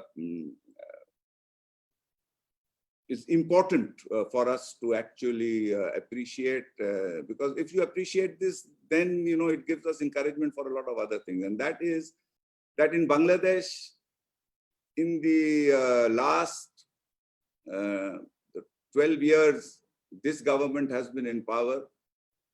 Nobody can point a finger at corruption at the highest levels of government. In the past, we have seen corruption at the highest level. Here at the highest level, there is no corruption. At the higher level also, there is no corruption. And this is something which should be appreciated, because if you go to other countries, and we talk, I won't mention the names of those countries, but in, you know, developed countries, in major economies, corruption at the highest level, the kind of corruption at the highest level, people have recently been convicted. That is not taking place in Bangladesh. So this is something which we need to appreciate. This is something very, very important, because you see, once there is no corruption at the highest, whenever there is corruption at the highest level, then it trickles down to the lower levels also. Once there is no corruption at the higher level, then there is a lot of this thing. So in Bangladesh, the corruption is petty corruption at the lower level, and there is political corruption, which I accept that there are the political, at the mid-level political leadership, they take advantage and they do, there is corruption over there. But what are we doing? We are taking action. Prime Minister has declared zero tolerance on corruption. And people of our own party are not being spared. So there is no favoritism or anything like that, that no, just because he is of our party. Everybody who is corrupt is being arrested, and and senior government officers or mid-level government officers are being taken care of. And the other thing which has happened is that you see the big corruption used to be in procurement. Now Bangladesh is in fact one of the few countries in the world where we have e-tendering. In fact, in my own constituency, my political workers come to me and says that this e-tendering is a big problem. Now, you know, we can't influence the tender. Because earlier, what would they do? They would not, if there was a tender to be made, if there was a road constructed in my constituency and there was a tender floated, my political workers would go and prevent others from putting the tender, so that all that has stopped now. Everything is e-tendering, it is done this thing. So the procurement has now become very, very this thing. You have the petty corruption when you are going to, say, the land register office or land registry, or you are going for this kind of a license. There you have the petty corruption at that level. That, I think, is going to again be eliminated once we go online. And the whole thing is that we want to make all of this through the online system. If we make it the one-stop service, once this is online and that this physical contact between the client and the officer is eliminated, then this will happen. So I think I have more or less covered most of the items which was mentioned. I've also spoken for a long time, so I would like to apologize to all of you for taking so much of your time. We were supposed to finish at 1 o'clock. It's now already 2:20, but I think it's been a very productive meeting, and I thank you all for staying till the very last. And I look forward to working with all of you and going forward. I'm confident that we will be able to achieve the targets which Honorable Prime Minister has set for us with all of your cooperation. I would like to again thank all of you for your very valuable inputs to this seminar, and to the Dhaka Chamber for organizing this very timely seminar, to the keynote speaker for a very, very insightful presentation, and to all the participants for their comments. Thank you all very much. Joy Bangla. Thank you. Joy Bongo Bangla. Sir, thank you so much for addressing almost all the questions all the participants today had. And also just to add to the issue of women empowerment, Joanne, we have two very powerful associations in Bangladesh headed by women. One is MCCI, the other one is BGMA. So it shows that women are empowered, like they are leading very important and powerful chambers in Bangladesh. With this, I would, we have come to the end of the program. I would like to request Mr. N.K. Mubin, FCA, Senior Vice President, DCCI, to offer the vote of thanks. Thank you, President. Bismillahirrahmanirrahim. Assalamu alaikum and a very good afternoon. On behalf of Dhaka Chamber of Commerce and Industry, I'd like to take the privilege to extend my profound thanks to all of you for your valued participation and engaging in fruitful and constructive discussions. I would like to extend my heartfelt gratitude to our chief guest, Mr. Salman Fazlur Rahman, MP, Honorable Private Industry and Investment Advisor to the Honorable Prime Minister, Government of Bangladesh, for his kind presence and policy direction. It's also my pleasure to extend a special thanks to His Excellency, Mr. Ito Naoki, Ambassador of Japan to Bangladesh, and Mr. Pawan Chaudhary, Executive Chairman, Bangladesh Export Zones Authority, BEJA, for their kind participation and valuable insights. I would like to thank the keynote speaker, Dr. M. Masroor Riaz, Chairman, Policy Exchange, distinguished panelists and discussions, who also have enlightened us with thought-provoking insights, identifying challenges and exploring FDI opportunities during post-COVID era. We'll send the recommendations that emerged from this webinar to the concerned government agencies of Bangladesh to address the burning issues. I'm optimistic that the recommendations which have come out from today's discussions will help our government to further improve our investment ecosystem to attract more FDI, especially in the greenfield areas and in the form of joint ventures and merger and acquisitions. Ladies and gentlemen, at the end, I also express my deep gratitude to all distinguished participants who are with us and make this webinar successful. Allah Hafiz. Thank you so much.